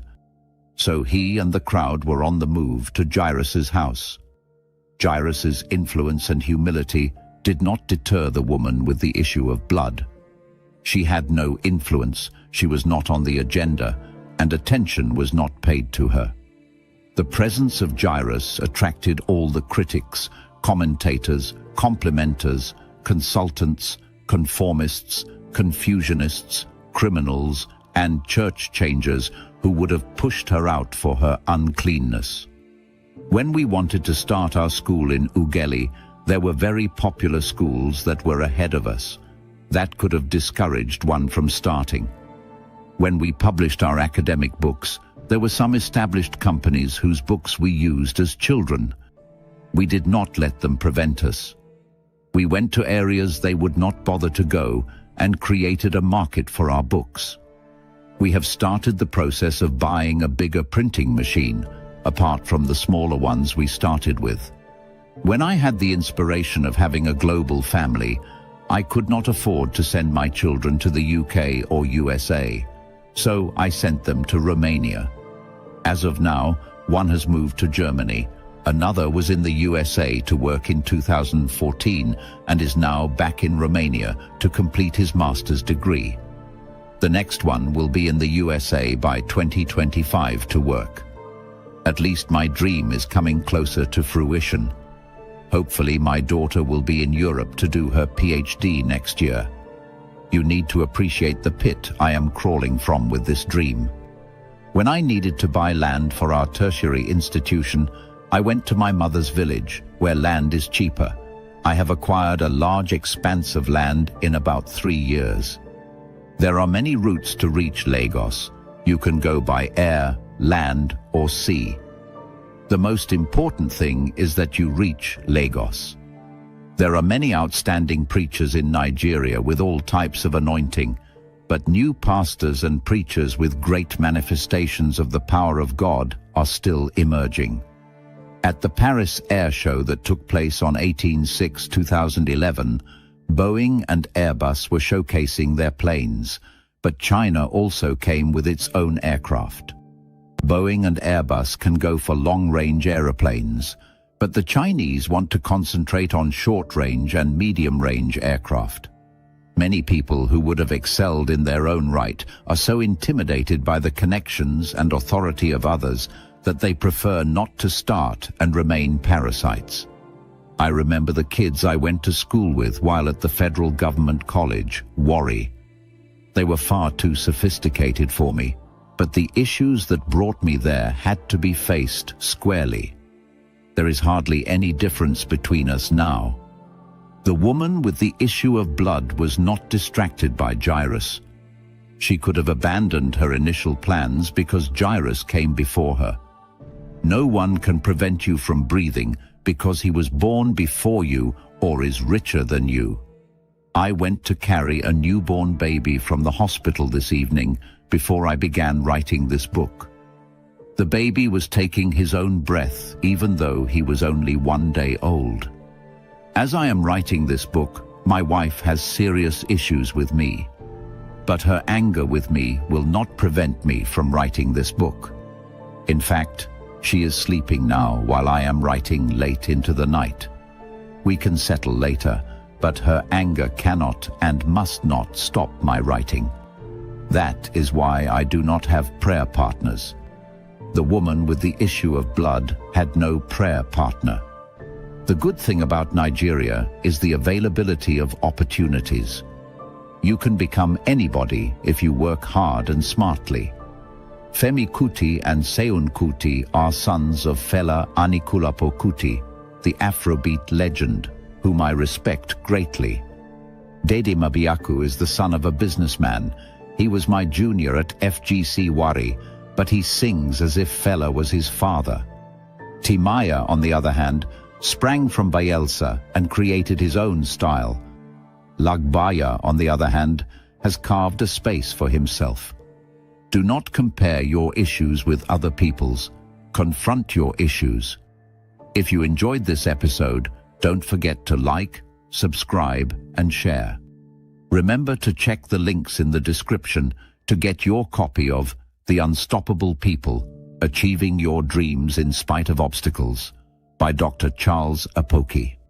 Stay inspired and keep confronting your issues. God bless you. Welcome back to another episode based on the book The Unstoppable People, Achieving Your Dreams in Spite of Obstacles by Dr. Charles Apoki. To get your copy of the book, please check the links in the description. In this episode, we will be discussing overcoming constraints. In Mark chapter 5, verses 25 to 27, the Bible says, "And a woman was there who had been subject to bleeding for 12 years. She had suffered a great deal under the care of many doctors and had spent all she had. Yet instead of getting better, she grew worse. When she heard about Jesus, she came up behind him in the crowd and touched his cloak." One of the common agitations of people with issues is their complaints over different constraints, causing them not to have done something about their issues. The woman had been disappointed several times by the doctors of her time. This was enough to discourage her from making another attempt at solving her issue, but her disappointment did not restrain her. "I fear rejection so much. Anytime I am rejected in a place, I find it very difficult to go back there again. There was an embassy where I was denied a visa about 10 years ago. I have never gone back there. Though, truthfully, I have not had any need to visit that country." She had financial constraints because she had spent all the money she had on the treatment of this issue of blood and even got worse. The NIV Bible says clearly that she suffered a great deal in the hands of many physicians. Treatment in those days could be very crude and painful. The humiliation of telling her tale to her friends and doctors could have prevented her from taking another try. For 12 years of losing blood, she must have been very weak, considering the fact that hematinics and blood transfusions were not available then. It would require extra grace to sum up the courage to dare to enter that crowd. There is always enough strength to reach out to Christ. If we ignore our weaknesses and reach out with faith, strength will come. Motivation, strong motivation, releases unimagined capacity. The blind man was told, "He calleth thee," when he screamed, "Jesus, Son of David, have mercy on me." He got to Jesus despite the crowd. When he told a blind man with clay and spittle in his eyes to go and wash in the pool, he got there. Faith, faith, faith is the trigger. My dear nation, Nigeria, needs a motivational leader. I do not see one on the immediate horizon. There are some among our governors, but our political structure might not give them the chance. The black race needs motivational leaders to wake us up from intellectual and developmental slumber. Ignore your constraints, focus on what you want to achieve, and reach out with the strength that is left. You will not stop halfway. I have often said that I have hardly had enough money before starting off with most things that I have accomplished. As I take the first step, the solutions for the next step arrange themselves. I want you not to give up, but to stand up and dust yourselves. Ignore the doctor's frustration, dare to touch Christ, and you will see results. Some young men who knew when we started to build the school were wondering how the area has transformed. There was a year when water flooded the school, fishes were swimming in the school, but we have conquered that. I cannot explain how we managed to reach where we are now, but we stepped out. The woman stepped out and she got there. You too will get there, fear not. If you enjoyed this episode, don't forget to like, subscribe, and share. To get your copy of The Unstoppable People, Achieving Your Dreams in Spite of Obstacles by Dr. Charles Apoki, please check the links in the description. Keep pushing forward, and remember, do not compare your issues, confront them. Many people with great destinies lose their way because they fail to recognize the horrors around them. Purpose requires discipline, sacrifice, and focus, while distraction often comes wrapped in excitement and pleasure. Protect your destiny, choose your associations wisely, and never trade your future for temporary excitement. Welcome back to another episode based on the book Prerogative of Mercy by Dr. Charles Apoki. To get your copy of the book, please check the links in the description. You can get both hard and soft copies on Amazon. This episode is titled Judah on the Loose. Judah had a promise and a purpose placed upon him to produce the Lion of the tribe of Judah. Leadership had fallen upon him because of the failures of his elders. But his attitude was now about to hinder his altitude. Even though Judah was not the eldest son, the scepter was to be his. So also, many eldest children and others with leadership roles to play are on the loose. I know an eldest son, though not the eldest child, who was very intelligent, schooled in Europe, and even attempted to study engineering. He mixed with Canaanites and became an alcoholic. Today, he is a vegetable, a faint shadow of what he was born to be. I know of a very devout Christian woman who avoided sexual immorality for a long time, but eventually settled to marry another eldest son, a firstborn, who was a Canaanite. The man turned out to be the worst decision she ever made. Today, the marriage is in shambles. He hardly comes home and has nothing to show for his existence on earth. There is the eldest son of a very rich and prominent lawyer who was quite religious when we were in school. He got trapped in sexual adventurism and ruined his spiritual life. Today, he is a wretch. The last time he came to see me, he wore dirty, damp clothes. This was somebody who should have become a very prominent Christian lawyer. The area where I reside is filled with men whose great destinies have been stunted by Canaanite sexual adventurism. The streets of life are packed with Judahs who are not aware of the purpose that has been divinely proposed for them. They move along the tide of life with leech-like Adulamites called Hiras. Hira is a Canaanite with no future, no covenant relationship, and no purpose. Yet he recognizes the future in Judah. Judah was already rich at this point because he had flocks of animals that they went to shear. Hiras are leeches. They stick to you to drain the blood of your destiny. They are the ones who introduce young men of purpose to fornication, smoking, alcoholism, pornography, drug abuse, cultism, and other destructive lifestyles. Hiras introduce Judahs to gambling and betting. They have nothing to lose. They are merely messengers. They know where to get all the wrong things at a very attractive price. For every pastor's child who wants to get spoilt, there are enough Hiras stationed nearby to introduce them to the land of Canaan. Even among pastors and their wives, there are Hiras who can help you sink very quickly into Canaanite ministry. Canaanite ministry is very exciting, with a lot of glamour, but it comes with heaps of cheap, rotten gains and fame.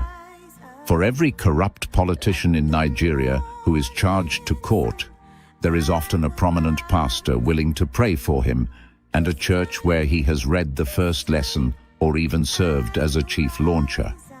Over the years, various political leaders and public figures have accused some religious leaders of benefiting from the corruption and decay within the nation.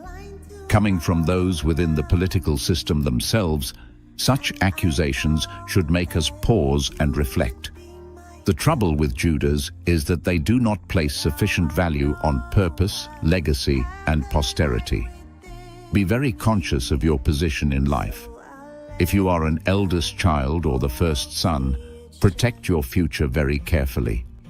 If you notice that destiny is beckoning to you, be careful, because Canaan and Hira are also calling, with louder voices and more attractive offers. Purpose is duty, so it is often less attractive. Distraction is excitement and adventure, but it usually ends in trauma. As a young woman, be careful whom you marry. You will eventually be the loser in a foolish marriage. A Judah running away from destiny can create a great deal of heartache. Marriage is a bonding of destinies. The character, values, habits, and spiritual direction of the person you choose to marry will affect your future profoundly. Many destinies have been destroyed by exciting distractions that eventually produced destruction. Judah had a divine purpose, yet he allowed himself to be influenced by people and environments that pulled him away from that purpose. Many people with great destinies lose their way because they fail to recognize the heroes around them. Purpose requires discipline, sacrifice, and focus, while distraction often comes wrapped in excitement and pleasure. Protect your destiny. Choose your associations wisely, and never trade your future for temporary excitement. Thank you for listening to this episode from Prerogative of Mercy. If you enjoyed this episode, don't forget to like, subscribe, and share.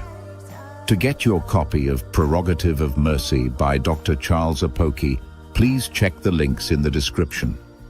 You can get both hard and soft copies on Amazon.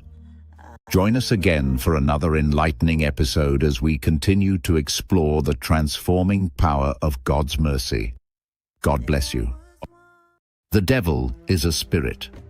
Without ascribing omniscience to him, he has a way of targeting those through whom greatness is to come. Sex is one of his strongest weapons. If you must do well and preserve your future, control your sexual appetite as a man or woman. For every place, there are problems, people, provisions, and platforms for both good and evil. The predominant spirit in any place can adversely affect you unless you are at a higher spiritual pedestal. Welcome back to another episode based on the book Prerogative of Mercy by Dr. Charles Apoki. To get your copy of the book, please check the links in the description. You can also get both hard and soft copies on Amazon. In Genesis chapter 38, verses 1 to 7, the Bible says, "At that time, Judah left his brothers and went down to stay with a man of Adullam named Hira. There Judah met the daughter of a Canaanite man named Shua. He married her and made love to her. She became pregnant and gave birth to a son who was named She conceived again and gave birth to a son and named him Onan. She gave birth to still another son and named him Shelah. It was at Kezib that she gave birth to him. Judah got a wife for his firstborn, and her name was Tamar. But Judah's firstborn, was wicked in the Lord's sight, so the Lord put him to death. Judah left his covenanted family at a very tender age, say 22 years old, to live with the Canaanites. God specifically warned them not to marry among the Canaanites. Isaac, his grandfather, got his wife from where his great-grandfather had specified under oath. His grandmother was a divinely revealed wife after the servant of his master had prayed. The grandmother was properly married according to procedures, principles, and practices ordained by God. His own mother was not a Canaanite. She was married after 7 years of hard labor as a dowry, properly done according to principles and practices acceptable to God and man. It was done to bring honor to the parents of the girl. Jacob was a very mature man with a right sense of judgment before he got married, even though he was tricked by his father-in-law. On the other hand, Judah, out of reckless and rebellious adventurism, set out into a prohibited spiritual arena of marriage. He was just like Elimelech, who went to Moab and took daughters of Moab for his sons, with the resultant effect that they remained barren and his sons died, including Elimelech. The irony is that through these two families that had wrongly located themselves, King David and Jesus were to emerge. The devil is a spirit. Without ascribing omniscience to him, he has a way of targeting those through whom greatness is to come. Sex is one of his strongest weapons. If you must do well and preserve your future, control your sexual appetite as a man or woman. For every place, there are problems, people, provisions, and platforms for both good and evil. The predominant spirit in any place can adversely affect you unless you are at a higher spiritual pedestal. Every place has a person positioned by the devil to track, trap, and trick you if you are not wise. If you are living in rebellion, they will find you before you find them. But if you went there on a divine mission, you will find the good ones too, though with more difficulty. Judah quickly found an Adullamite called Hirah. This Hirah quickly led him on the pathway of destruction. He found the daughter of Shua, whom he married without her father's consent. Remember, he was less than 30 years old. He slept with her and produced who was wicked. Was killed by God. But take note that at this same time, Joseph, who was much younger, was also in a strange land, not because of his own rebellion, but because from later insight, it was God who sent him there. Because God sent him there to preserve him and a remnant of Israel, and because he had integrity, God promoted him. He was tempted by the same sexual immorality through Potiphar's wife, but he did not fall. He grew and reached the peak in that land. Please also remember that when Lot separated from Abraham and settled in Sodom, a land of sexual immorality, he betrothed his daughters to men in the land, and death and destruction followed. Lot's wife died, and his prospective sons-in-law died. The same sin of incest would later be seen between Lot and his two daughters. Bonding with the world, wicked politicians, evil men, and worldly people is a big risk. You can interact with them and transact business with them, but bonding with them is a great risk. For every place you go, there are people who carry the demons and evils of that place. They will easily position you with provisions of the spirit of the land to ruin you. Potiphar's wife was a provision and positioning of the land intended to ruin Joseph. Flee from them. If I had allowed myself to integrate into the pattern of life of my people, I would have been lost by now. I rarely attend meetings and ceremonies. In fact, my preaching and work schedule does not allow me to. Even when I am free and around, I prefer to sleep rather than bond with their lifestyle. It is not born out of pride, but out of fear, caution, and my understanding of my own weaknesses. I am not strong, so I select my battles. The Bible says not to be unequally yoked with unbelievers. Numerically, I am few, even the only surviving child from the super-levirate system. I dwell among people who are idol worshippers to this day, and who are also rich and powerful. Spiritually, I might be superior, but physically, I am not. I cannot play the game on their own turf. The world says, if you can't beat them, join them. My spirit has taught me to leave them if I can't beat them. Do I interact with them? Yes, of course. Am I bonded to them?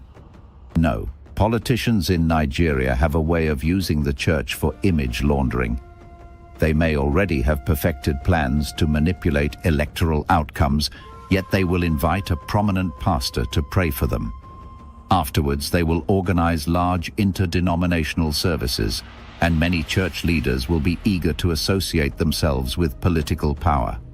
Only a few who have self-respect keep their distance. The average politician is a Canaanite. He knows how to eventually outwit a very non-calculating and simplistic pastor.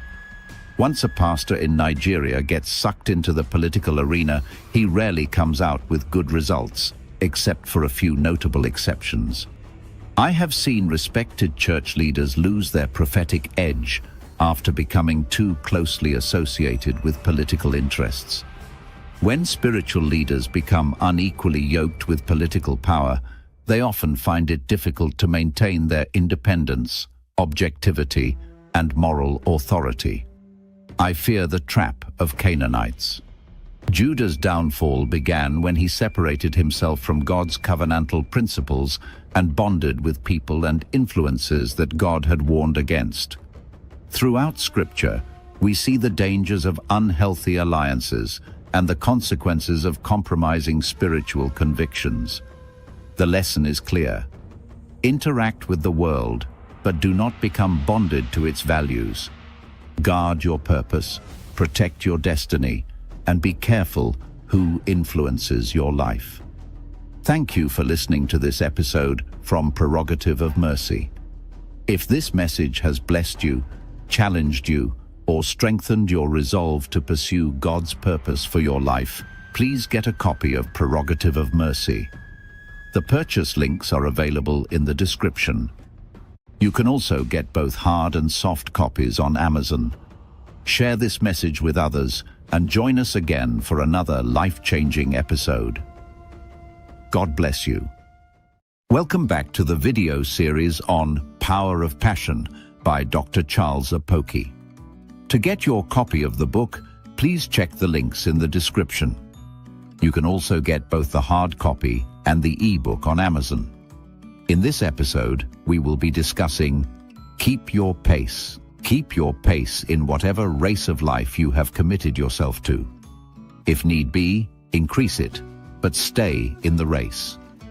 3 people, Peter, John the Beloved, and Mary Magdalene, started off towards the tomb.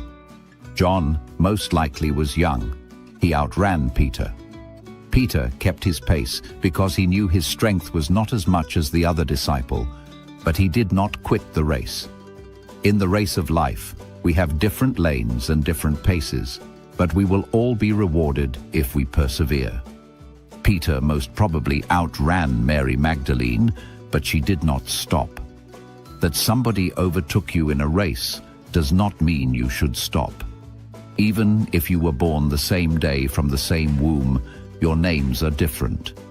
Every man will eventually answer his name, even if he is a stutterer.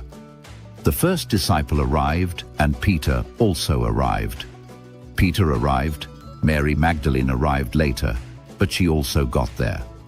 Recently, in 2025, I met a classmate of mine from 42 years ago.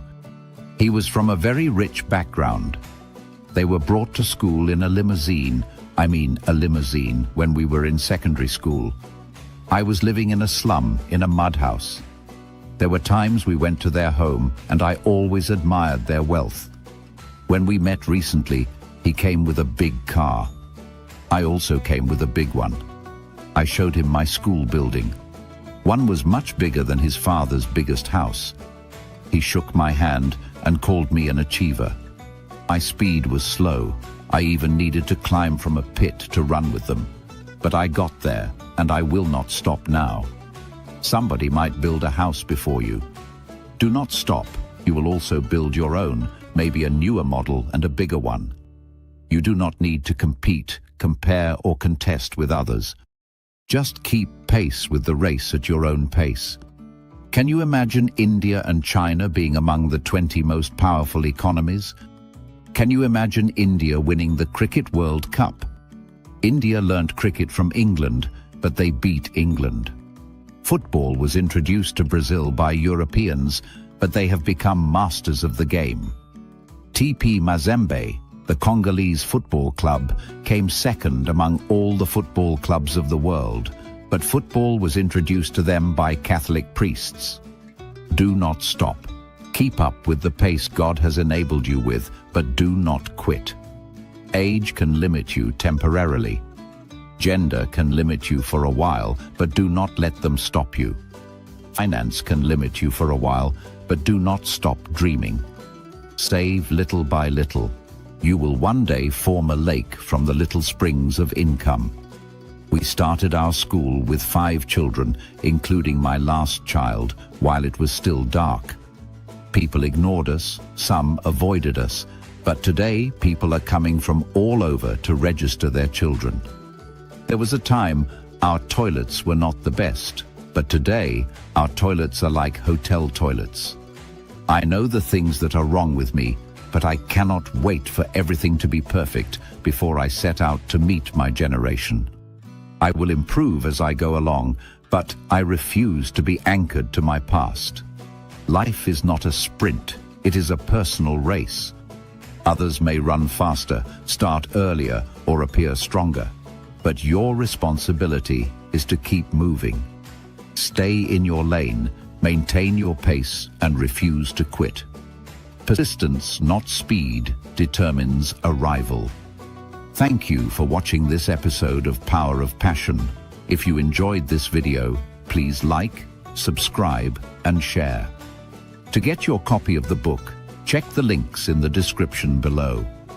You can also purchase both the hard copy and the ebook on Amazon. Keep your pace. Stay in the race.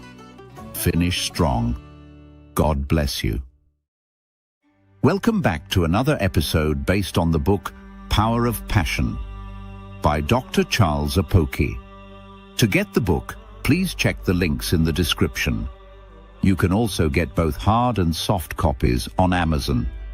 In this episode, we will be discussing the power of a second look. Mary Magdalene waited a little bit longer, and passion moved her to tears. Peter went home with the other disciple, but passion told Mary Magdalene that she should look again into the same tomb.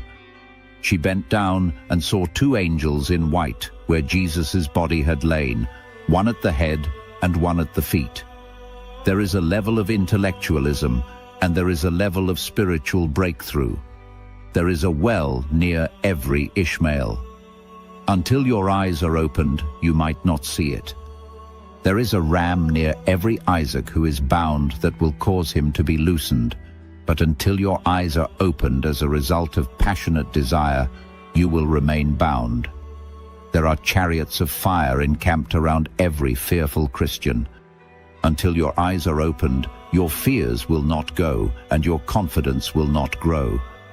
There is a point of spiritual revelation that Mary Magdalene got that Peter did not get. She discussed it with angels. That same wife who looks like an empty tomb might conceive angels. Taking another look at that business that looks empty might reveal angels. However, you must be passionate and humble. Please imagine the rapid changes taking place in Mary Magdalene's life, from being the first to see the empty tomb, to seeing a shroud and the folded napkin, and now discussing with angels. All these happening in one morning. Remember, she was not a called minister or disciple. There is a hunger for more than what your pastor is seeing that can give you an insight that your bishop has not seen. That child who looks like a failure, take another look with love and humility. You will see an angel. I am a living testimony.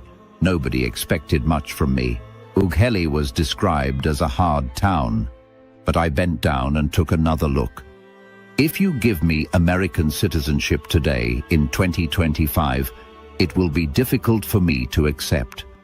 This little town of mine has angels. Where I am in town is not too sophisticated. In fact, the entrance to our school area is very poor, but beyond a certain point, you see angels. When Christopher Columbus was 3 days away from the coast of America, land was not in sight, and his crew threatened to revolt. He told them to give him 3 days, and if land did not appear, they would head back home. After 3 days, America appeared. I do not know if God shifted the coastline towards the boat of Christopher Columbus, or if he made the boat go faster, but he found America. The man who invented Coca-Cola sold it, but another look revealed the angels we see today. Alaska was part of Russia before it was sold to America at a cheap price that was criticized. However, another look revealed mineral resources, oil, wildlife, and enormous beauty. The people who bought the campsite of a certain Christian body were nearly disfellowshipped. Another look today shows it is a priceless asset. The power of a second look is the power of passion. It is the ability to bend down again, to look again, to believe there is more than what is obvious. When others walk away, passion stays. When others see emptiness, passion sees angels. If you enjoyed this episode, do not forget to like, subscribe, and share. Remember to check the links in the description to get your copy of Power of Passion. You can also get both hard and soft copies on Amazon. God bless you. Welcome back to another episode based on the book Power of Passion by Dr. Charles Apoki. To get the book, please check the links in the description. You can also get both hard and soft copies on Amazon. In this episode, we will be discussing insist on what you set out to achieve. Do not go home with the others. James Allen once said, "You will become as small as your controlling desire, as great as your dominant aspiration." Maureen Dowd, a newspaper columnist, also said, "The minute you settle for less than you deserve, you get even less than you settled for." Marcia Sinitar also said, "A burning desire to be or do something gives us staying power, a reason to get up every morning or pick ourselves up and start again after a disappointment." Mary Magdalene refused to go home until she saw what she was looking for, the risen Christ. The Lord asked her, "Mary, what are you looking for?" The reason most people do not do well in business is that they set out to look for money instead of setting out to render services to their clients. If you set out to get members and money, you will cut corners and most probably miss the mark. But when you set out to seek Christ and know His will better, you will get more than you bargained for. The finished work of Christ on the cross is not only for the miraculous, it is for the restoration of relationship to Christ. Marriages do not last long if the primary desire is to be loved. You will become selfish. It should not be to be pleased or to please the other person, because you cannot do that until you know the person. Do not just aspire to pass examinations, but seek to know the subject and become very profound in it. Certificates do not make careers. Deep interest to serve and excel does. You cannot insist on what you want until you define it right from the onset. Mary Magdalene had several needs, from the need of a husband to children and money, but she wanted to see Christ. Everything you earnestly desire will eventually reveal itself to you. Those who smoke cannabis always find a source for it. Those who take cocaine will eventually find a supplier if they persist long enough. I know a young man who was despised by his community, but he wanted to become relevant in life. He went to Lagos to serve as a salesman to a master. With the agreement he made, the master would settle him to have his own business after a period of time. When his master settled him, he opened a shop in an area of Lagos where people do not sleep until the early hours of the day. So, unlike his master, who usually closed and went home by 6 p.m., the young man would stay open until about 4 a.m. Then, he was the only shop open, and the night price was different from the daytime price. After a while, he became a big merchant, now richer than his master. The community that initially despised him eventually came to appeal to him for financial help to sponsor a community project, which he did, and he became the toast of the town. He was still unmarried as a young man when he told me this story. Today, in 2025, people imagine how we managed to achieve the little we have achieved. A few years back, we would stay awake and collate books when others had gone home. I would record my messages late and duplicate cassettes late into the night. Then CDs became the vogue. We had a CD duplicator, and we, up until recently, duplicated CDs late into the night until early morning. Many of the books my son has written, he wrote late into the night, even till now. I also read late into the night for many years, until now that age and tiredness make me sleep early. When people hear me speak, Some wonder at the content of information flow. I read when others had gone to bed. My wife works in our printing press late into the night. One of our neighbors said that the only way she knows we have closed for the day is when our machines stop humming. By the time we are going home to sleep, many of those who look at us as fortunate are already sleeping or drinking alcohol. Many of them consider us very fortunate. That is true, but we also stay behind to work when they have gone. Insisting on what you set out to achieve requires clarity of purpose, depth of desire, and the refusal to go home with the others.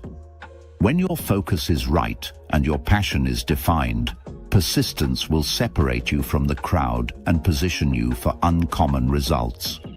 If you enjoyed this episode, do not forget to like, subscribe, and share. Remember to check the links in the description to get your copy of Power of Passion. You can also get both hard and soft copies on Amazon. God bless you. Welcome to another episode based on the book Power of Passion by Dr. Charles Apoki. To get your copy of the book, please check the links in the description. You can get both hard and soft copies on Amazon. In this episode, we will be discussing starting early. Early on the first day of the week, while it was still dark, Mary Magdalene went to the tomb and saw that the stone had been removed from the entrance.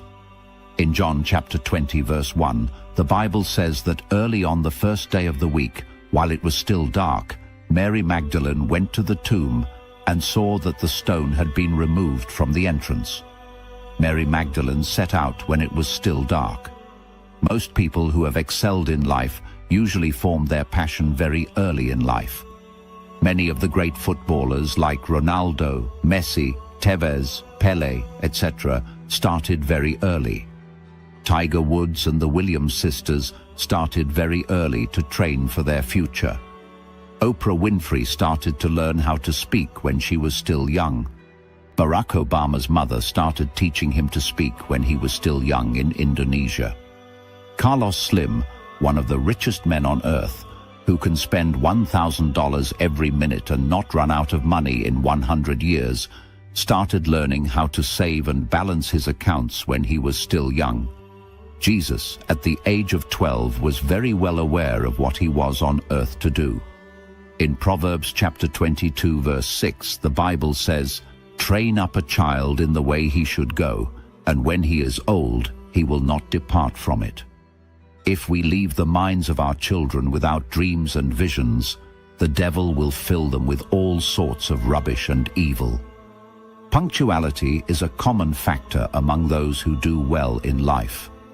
One common factor with underdeveloped societies is their lack of punctuality. Anywhere with rapid development has a strong attachment to punctuality. The Emir of Kano once rebuked a Nigerian vice president for coming late to a public function. He said that Usman Dan Fodio taught them to value time and be punctual. Can you then wonder why the Sokoto Caliphate grew? Anybody who is not punctual will inadvertently end up as a failure one day. A friend of mine went to South Korea, and a manufacturer wanted to take him to his factory to give him goods to market in Nigeria so as to help his ministry. By the agreed time, the South Korean came, but my Nigerian friend was not yet ready. The industrialist told him he was not serious and drove away. He had missed that opportunity. Jesus was used to waking up early in the morning to pray. Moses went to meet Pharaoh very early in the morning. The Muslims wake up very early to pray. Please note that many Christian oil-exporting countries apart from the Europeans are poor, while many Muslim oil countries are rich. Check out any church where punctuality is a watchword and an attitude. They usually do better than others. Start saving money early in life. If you save N300 every day for 10 years, you will have N1000 and 95,000. I know students who spend more than N300 daily that they can save. Start planning for your retirement from very early in your life. Start to do a little business with your spare time from very early in life, and you will arrive at financial independence faster than your contemporaries. My wife taught me that there is no time to waste. She usually starts very early to plan and prepare for what looks very far away. And before you know it, what looks so much in the distant future comes knocking at the door. When a problem is cropping up, start dealing with it early before it turns into a monster. My people, the Urhobos of Midwestern Nigeria in the Niger Delta, have a saying that you start looking for a black chick when the day is not yet dark. Therefore, Mary Magdalene set out very early. If a road is safe, I like traveling very early in the morning. The temperature is usually moderate and traffic is light. When you set out early to your place of business, you get more organized than the person who comes there later. The problem in Nigeria is that our budgets are signed late, voters' registers come out late, and even public holidays are sometimes announced late. Even in our football, we do not know how to concentrate until very late into the game, and then we start being desperate. Starting early builds passion, discipline, and excellence. Those who rise early to plan, to pray, to prepare, and to act usually arrive at their destination faster. Whether in personal development, finances, business, or spiritual growth, beginning early gives you an advantage that late starters struggle to recover. Thank you for watching this episode of Power of Passion. If this message has blessed you, please like, subscribe, and share. To get your copy of the book, check the links in the description below. You can get but hard and soft copies on Amazon. Start early. Act early. Succeed early. God bless you. There is also a sustainable rate of growth that life, nature, and humanity can sustain. If the rate is too fast, there is a point where a critical mass is reached and things fall apart when the center can no longer hold. Every activity man indulges in has a breaking point due to man's limitations or systematic failure that will eventually lead to a reversal of all the previous gains, an implosion or an explosion. This is what I call the Apoki Charles Paperbag Theory. Welcome back to another episode based on the book The Victory Mindset by Dr. Charles Apoki. Be inspired as you listen, and don't forget to get your copy of this powerful book through the links in the description. You can also get both hard and soft copies on Amazon. A lesson we must learn from recent economic meltdowns is that life is in cycles. There are periods of bubbles and periods of burst in most of the affairs of life. In the time of Abraham, there was famine, and later a period of boom, which led to the dispute between the shepherds of Abraham and those of his nephew, Lot. In Isaac's time, there was famine, and there were recurrent famines in the time of Jacob that led them into Egypt. This is most explicitly demonstrated by the dreams of Pharaoh, the 7 fat cows and 7 lean cows. In the time of Elimelech, there was famine before there was a boom at the time Ruth went to Bethlehem. Boaz was in the boom period when Ruth met him. In the time of Paul, there was also famine that necessitated food and materials being contributed for the saints that were plagued by it. It has been proven through research in economic history that there are usually periods lasting about 6 to 10 years of economic boom, followed by periods of economic depression, usually lasting about 6 to 10 years too. Before any depression, the boom period is characterized by the following: great productivity and new inventions, high level of consumer spending on luxurious goods, reduction in savings, buying on credit to pay later or in installments, loss of values like simplicity, modesty, delayed gratification, patience, and integrity, feminine looseness and lousiness. Just before the Great Depression, women started drinking, smoking, and wearing short skirts. I do not understand why this would contribute to the Great Depression, but my suspicion is that the state of womanhood in any society is a reflection of the level of restraint, modesty, and spirituality in such societies. Just before the Great Depression, there was a gross manifestation of greed and deception by the captains of industry. They have a way of pushing people to consume the new products that usually come up during the period of boom. They encourage them to buy things emotionally and to boost people's ego. When they find out that profit margins are not matching the level of production, they encourage massive participation in the buying of shares in the same companies where they own shares. When the poor see this, they are manipulated by the media to buy the shares of the companies that have been overpriced, usually by the use of loans obtained from the banks by the same owners of the companies. The resultant effect is that people start defaulting on their credit facilities in one segment of the economy, and because the whole economy is based on mutual deception and on a weak foundation, there is a tilt and eventual collapse. Just before the recent economic meltdown in 2008-2009, the same signs that manifested in the Great Depression of 1929 were also seen, but people did not learn from history. Because the press is largely controlled by the owners of the productive sector, they were able to manipulate facts and figures until the system could take it no longer. In Nigeria, companies, particularly the banks, started declaring very high and unexplainable turnovers and dividend payouts, and their shares were priced so high that the Nigerian Stock Exchange was then said to be one of the best in the world. We did not realize that a few individuals in the banking sector were being used to manipulate these figures. People who turned out to be fraudulent were praised as economic wizards. Banks gave loans to people without proper collateral.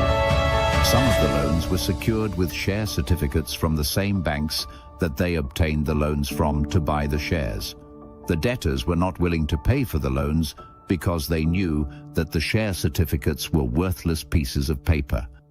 After luring the poor to buy shares at very high prices, they offloaded them into the market and collected their monies and invested in other ventures.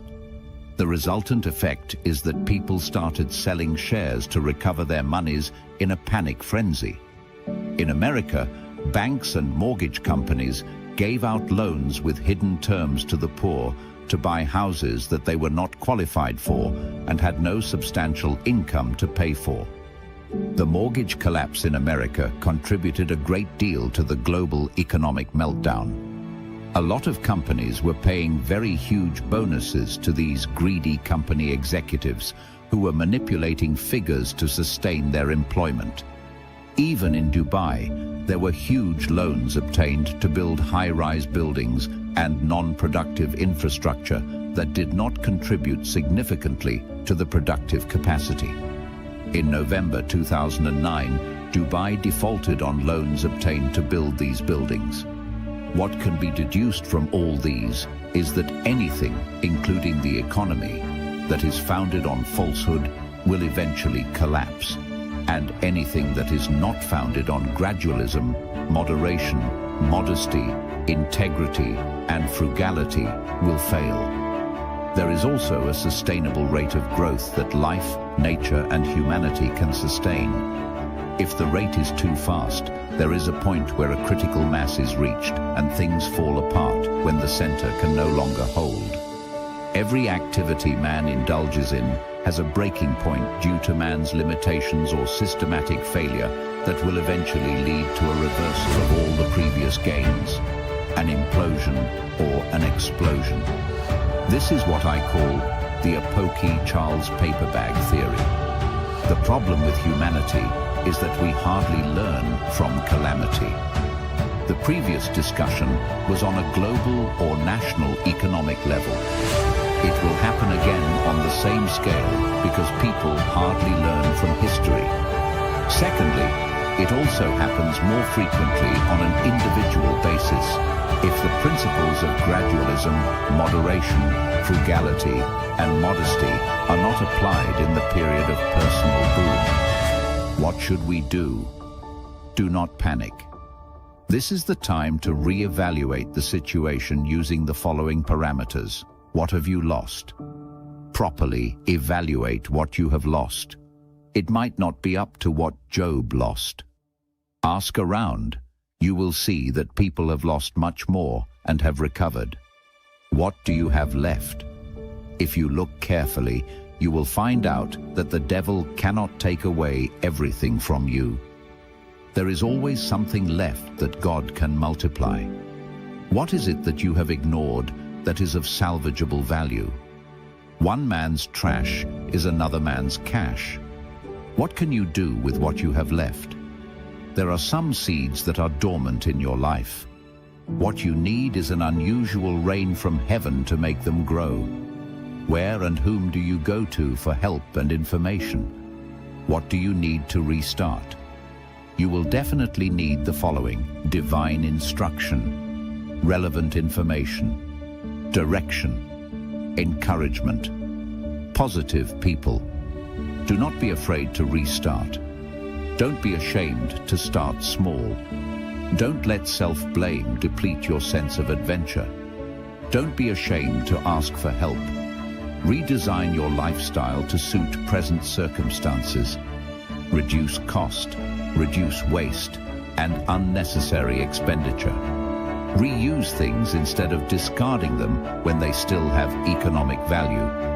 Re-strategize. The economic meltdown is not a time to increase prices unnecessarily. Retain your customers even if it cuts into your profit.